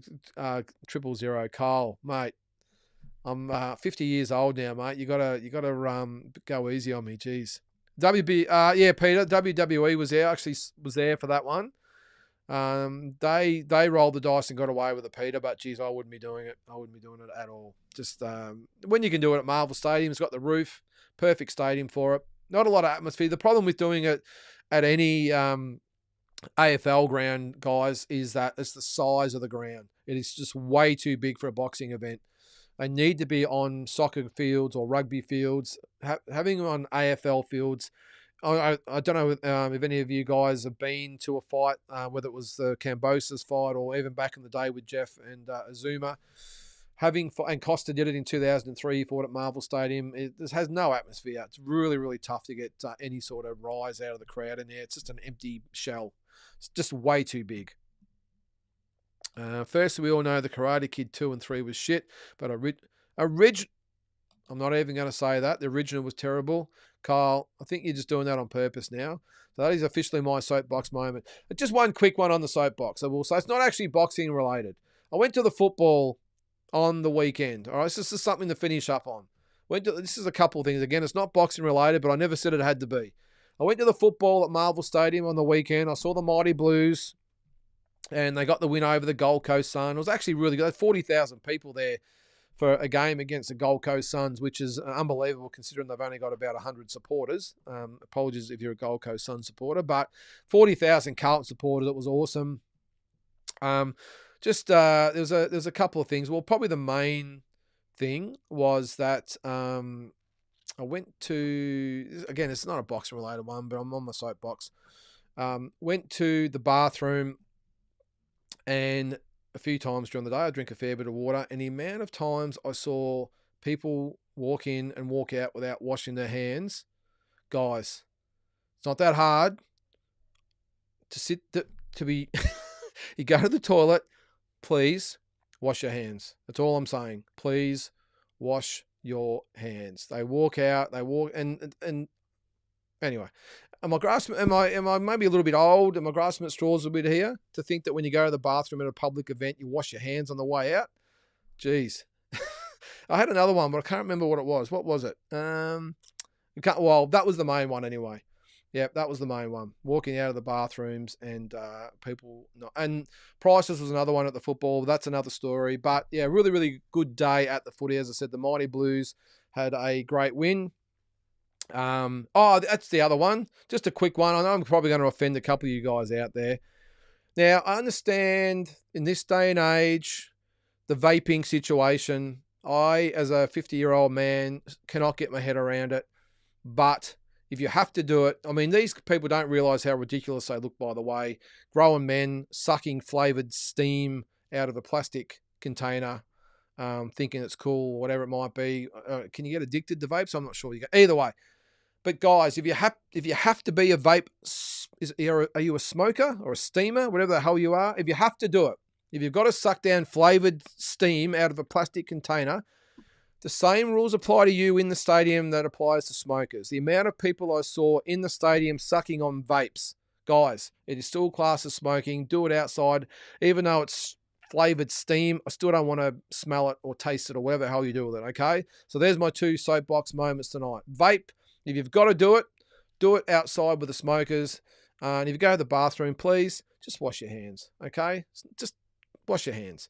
All right, that's it for this episode, guys. I probably waffled on a little bit there with my little soapbox moment at the end, but it had to be said. Actually, what have we got there? All right, so we got it. Carl with the Queensland sides are pretty good. The Gold Coast Suns, mate, just not good enough. But we'll leave it at that, guys. We're a couple of minutes early, but it is what it is. I hope you really enjoyed the show tonight. Again, make sure you tune in on Wednesday night, 7 p.m. live for the Dream Fight doubleheader. George Foreman, Alexander Usyk, Canelo Alvarez, Roy Jones Jr. at middleweight. That fight will be Allegiant Stadium, Las Vegas, Nevada. Coming to you live and exclusive on the Boxing Deep Dive channel. So I hope to see you then. And, of course, we'll have the weekly roundup on Friday morning. So till next week, thanks again for tuning in, and we'll see you then.